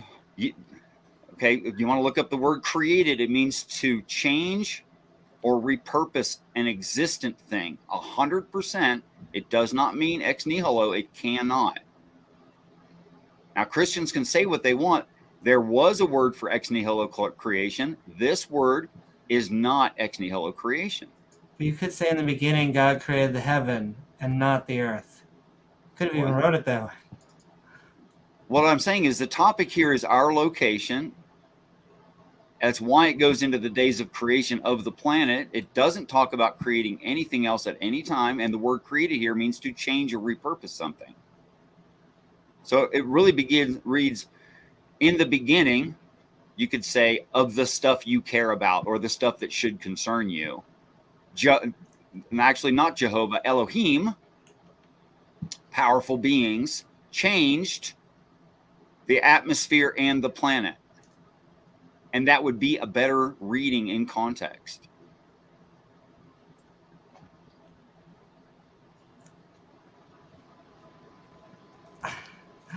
I just don't see this. I believe I know how the earth came to be. What does the Bible add to the science that we can't just have It's by not a just science having book. science? It's not the topic. This is just a really quick brief.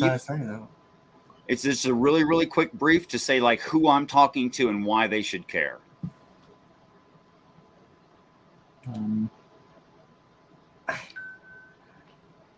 I mean, I just... Let me ask you, Amy, would it make sense if I said that I had no car and it was out of gas? That you had no car and it was out of gas? No. Yeah, does that make sense to you? Because you have to have the car for the car to have some state or condition. Would it make sense to you I had a mind but no brain? No, that wouldn't make sense to me either. But does your God have a brain? Actually, I don't see the Bible describing the actual God as being a consciousness of any kind. but that's going to be a topic change. Oh. Right here in verse 2, it reads, and the earth was without form and void. How can something be formless and void of something if it does not itself exist yet? How could something have form? Are you saying they're explaining that it wasn't formed? Like that it wasn't Do you see there? a topic change? The earth was without void.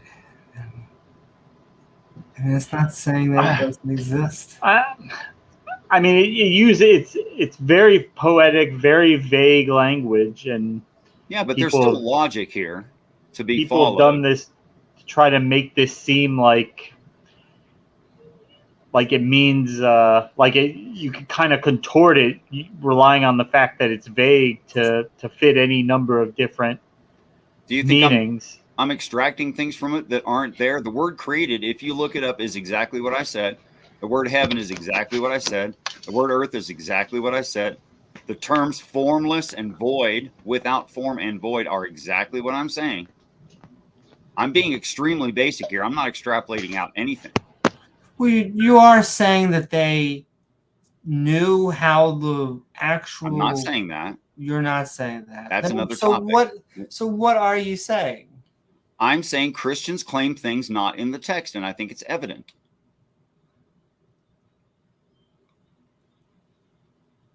Okay. They're claiming all kinds of stuff that's just not written there. And what is written there seems to be true in reality. Now, I would really recommend to anyone who has the mental wherewithal to actually be disciplined, if you're going to reject Christianity, whether you never accepted it in the first place or you decided to reject it later, actually reject it. Don't keep the reading frame that they taught you when you know they are wrong. That doesn't make sense. It's like hiring a math tutor for your kid. They teach your kid bad math. You fire them, but then you keep teaching your kid math that way. That doesn't make any sense.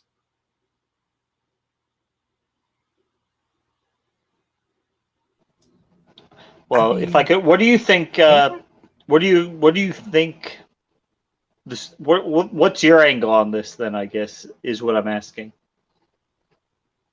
On the creation account.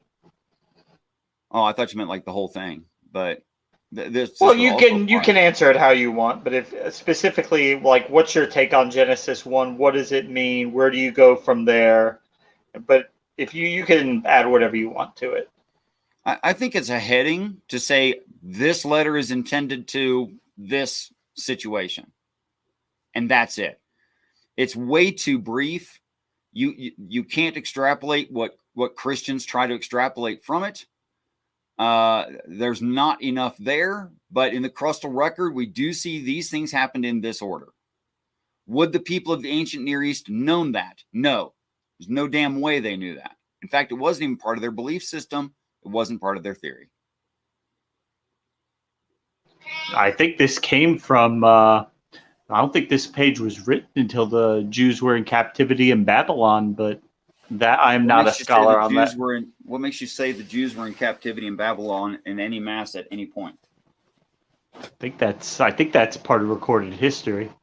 I'll defer to Pat on that, but I do think they were in captivity in Babylon, at least the aristocracy. Oh, okay. Do you think that story's in the Bible, and do you think that they were doing something besides taking advantage of the reality to make something look, like we should keep it? Or do you think that's really part of the Bible? I think they realized their theology didn't have an origin story. It just started with Abraham. And that was at the time they were converting to monotheism from polytheism, which has happened during the Babylonian captivity as a way to keep religious cohesion. They had just been decimated. They had been taken into captivity by Babylon. Maybe the Babylonian gods are more powerful than their God, Yahweh. Of course, they said no. There are no other gods but Yahweh. No, go. Yeah, it sounds like you're doing an internal critique. Is that right? Well, it's my interpretation of how the history happened. That's how I from what I've read, the religion evolved from monotheism or from polytheism to monotheism. Okay, so you're talking more about actual history, and you're not really comparing the text to the actual history. I'm just trying to follow you.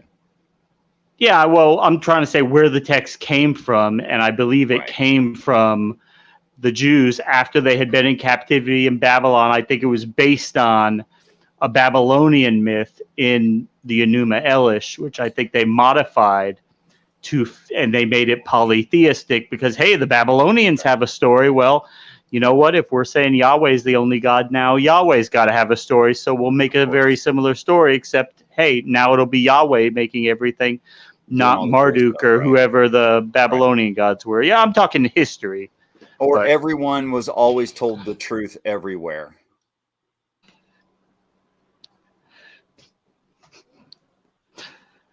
Maybe the Babylonians knew that, if that's what you mean. Yeah, my critique would not address that, but it just wasn't part of the original text. But I mean, if we're referring to scholars who have dated by language style and usage of and spellings of words and things like that, to critique when the thing was documented, when it was written down, not documented like, okay, I'll just say scribed.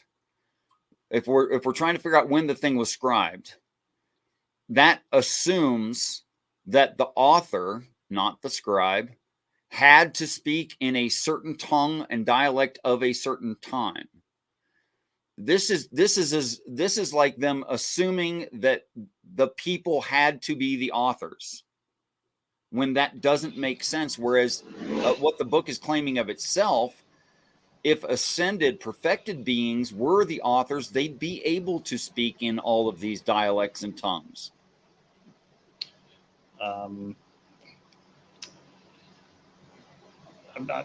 Maybe that works. I just don't know that we have any evidence of that. I don't know.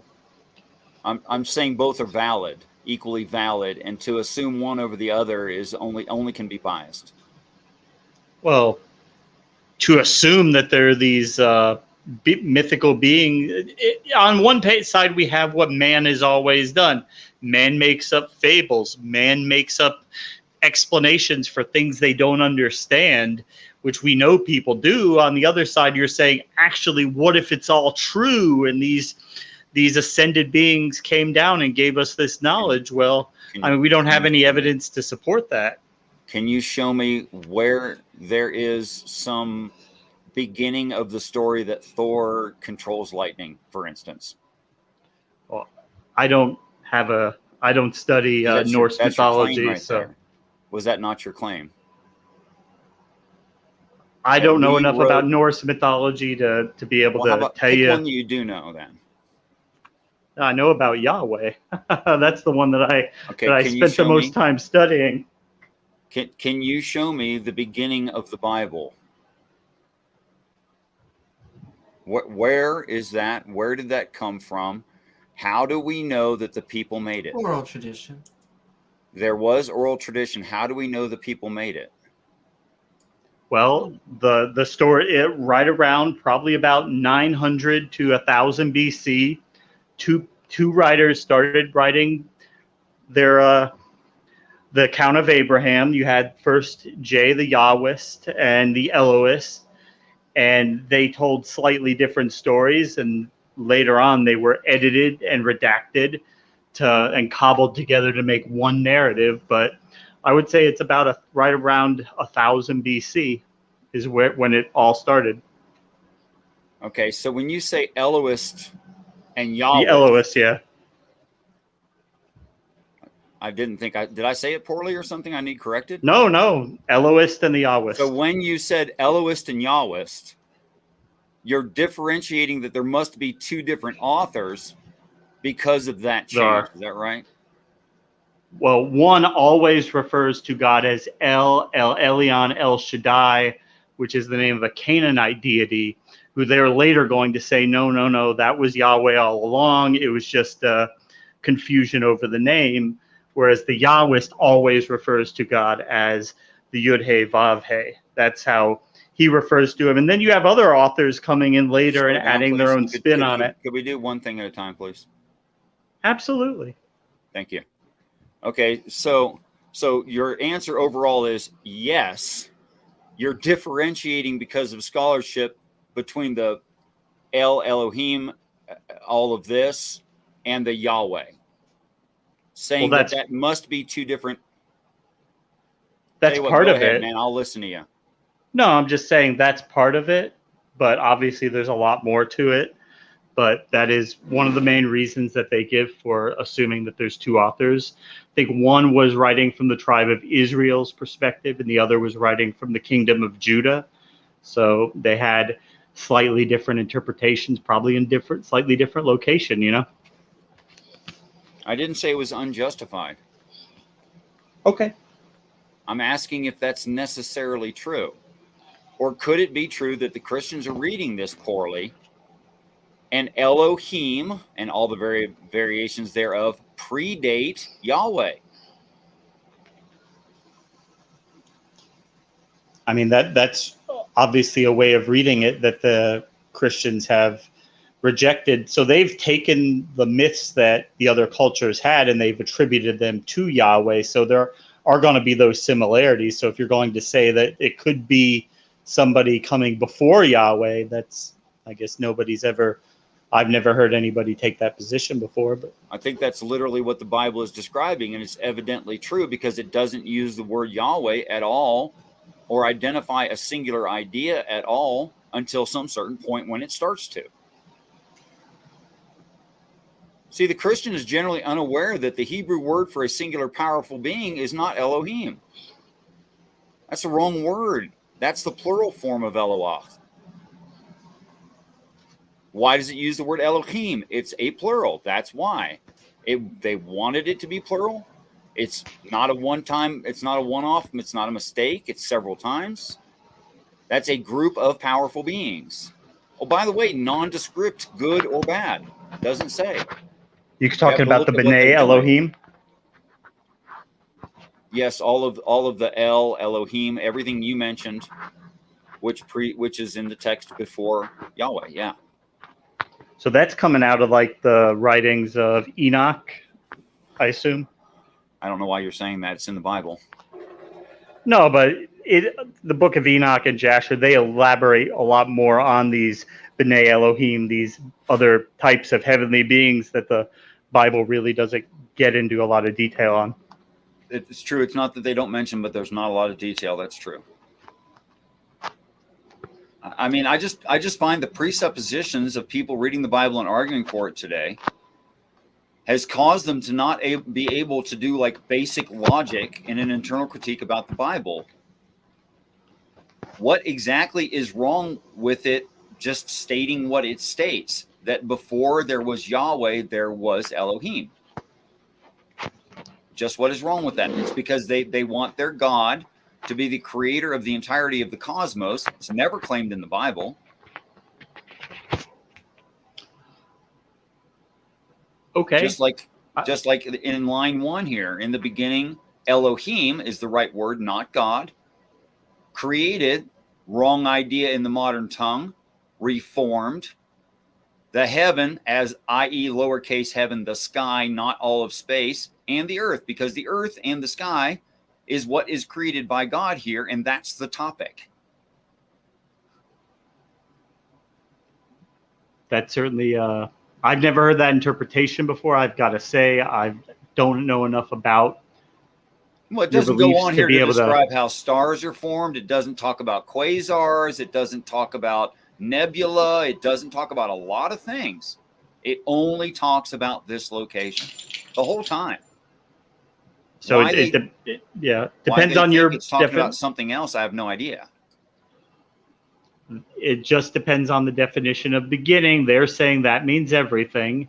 You're saying that just means about the earth, and that I guess Yahweh just created the earth, but there was already a universe just read before the he next came 5 around. verses. What's the topic? How can we take beginning to mean something so far out of context?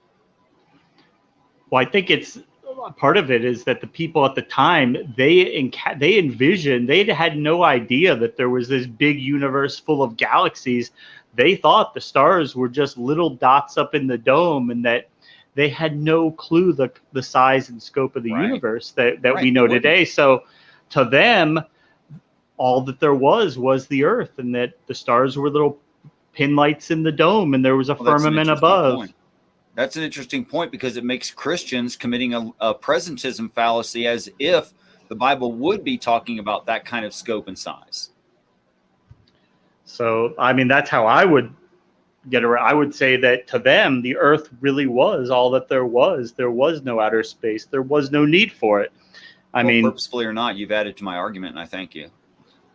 well, no, I appreciate you coming on, Richard. You come on, you're always respectful, and you're always willing to give your opinions and I certainly appreciate that, getting to learn your insights. And I learned some new things from you too.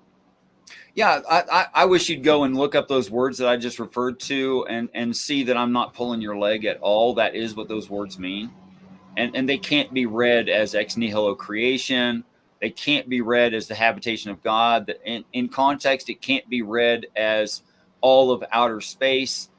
And then it goes into a little bit more detail about what place it's talking about, what order things happened in. But if I take that seriously, it's changing something that already existed, or making something that was void and formless into something that is not void and has form. That's called terraforming, literally. Yeah. So your theology is certainly interesting. I've heard you talk before, but I've never really dived deep into it. You have any questions for Richard, Amy? You have any thoughts on the matter? Well, I also just wanted to give you a chance to give a shout out, Richard, because I know you have a channel of your own. Right, which I'm still trying to get you back onto when you have time, because I want to Absolutely. continue. Because Oh, you were on there, right? You're brilliant. I don't care Yes, what I anyone was. says about Oh, thank anybody or you. what. You are brilliant.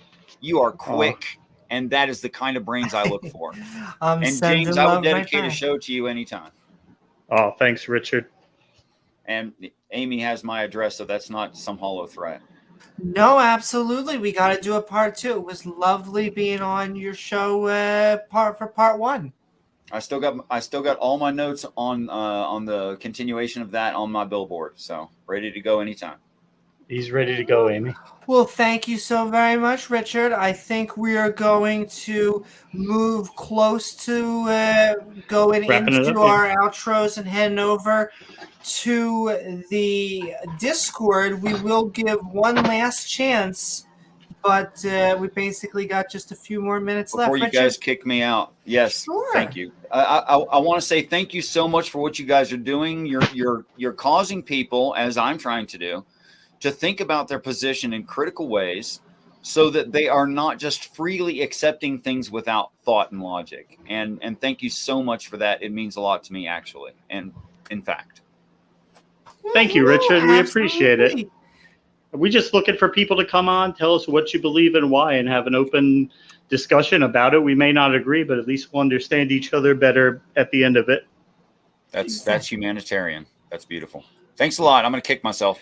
Guys, have a great Thanks, night. Thank Richard. you so very much, Richard. And exactly, we're just looking for honest interlocutors. I always found Richard has been. I found Pat, even though we disagree, he was being honest with us. And really, that's all we care about is people don't bullshit us. But Don't bullshit me. We'll throw it up one last time, but I think if no one comes on, we will be wrapping up for the night and heading into Discord. Any thoughts, Amy, before we...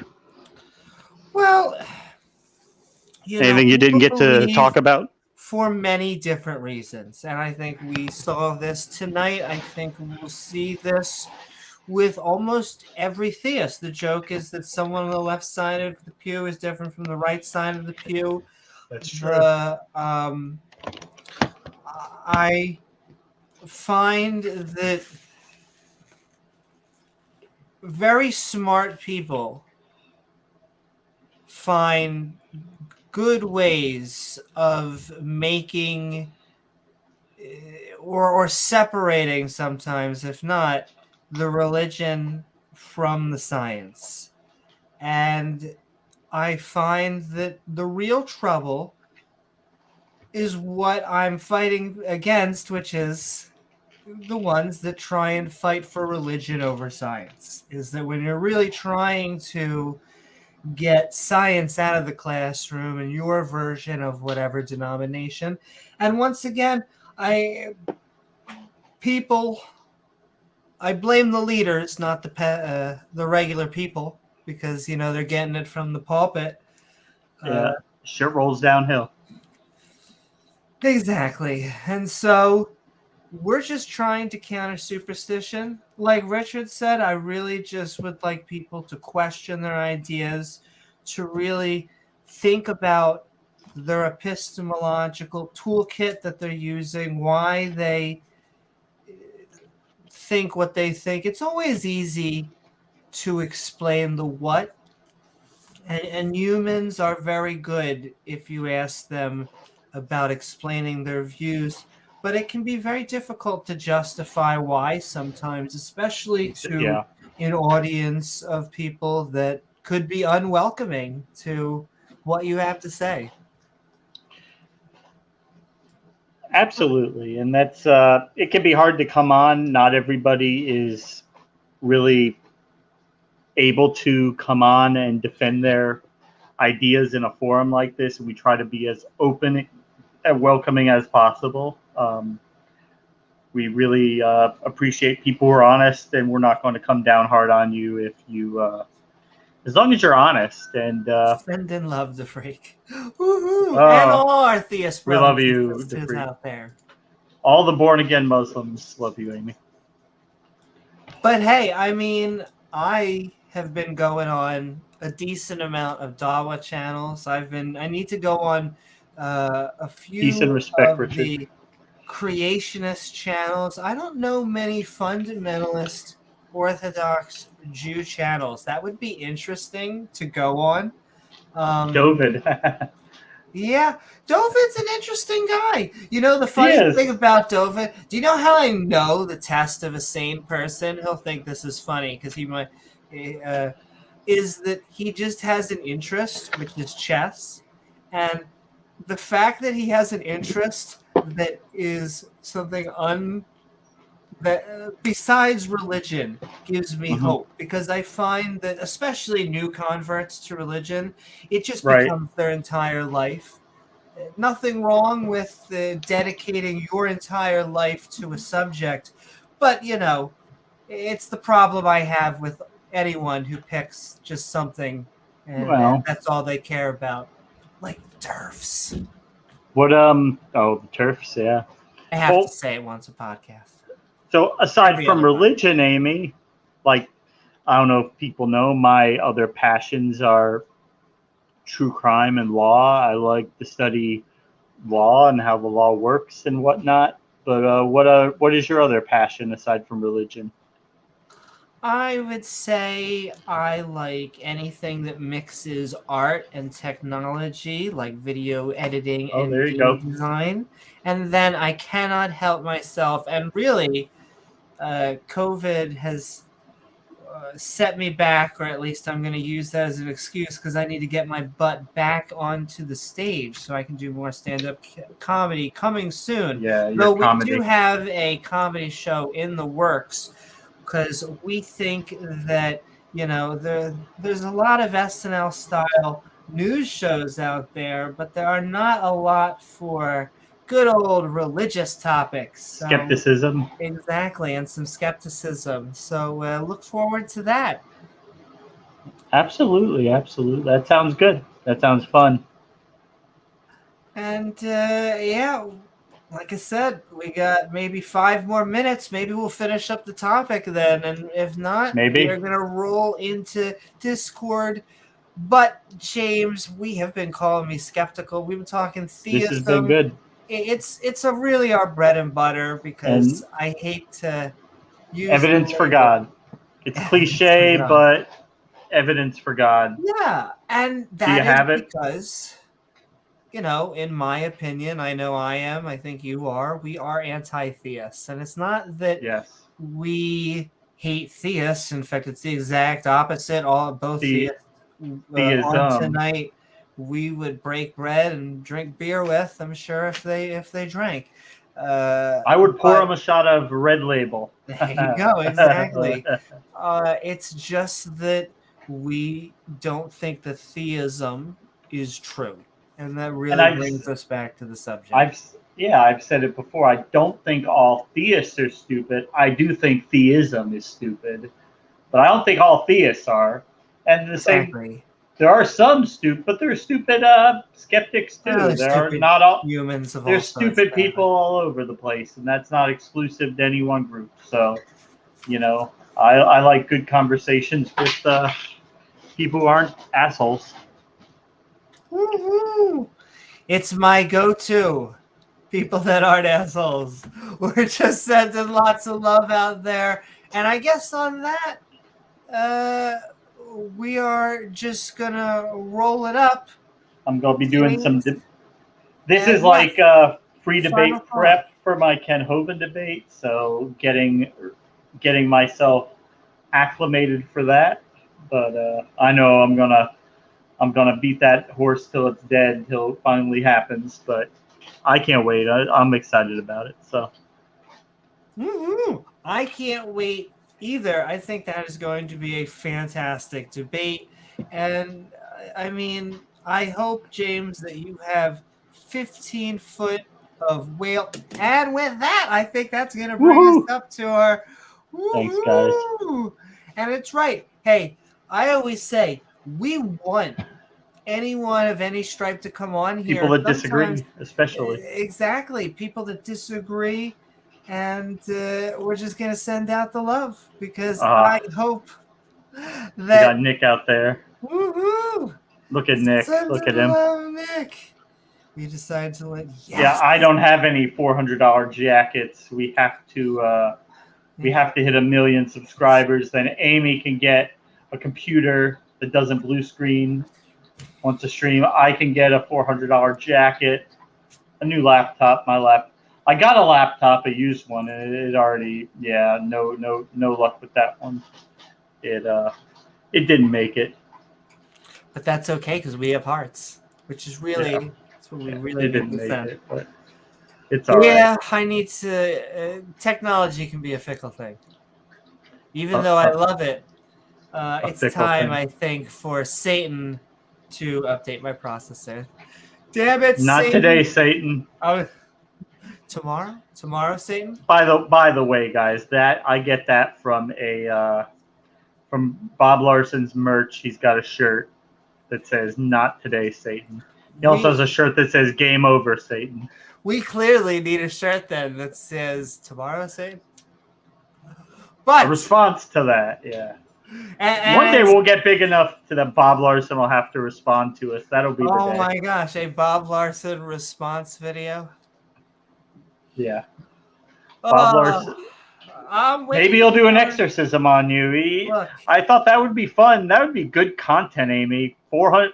It's to get 50 minutes with him on Skype is like $490. That would be good content once a week. I feel like Bob Larson would have want to lay his hands on me, but that might become a different podcast. Anyway, I want to thank my co-host James W.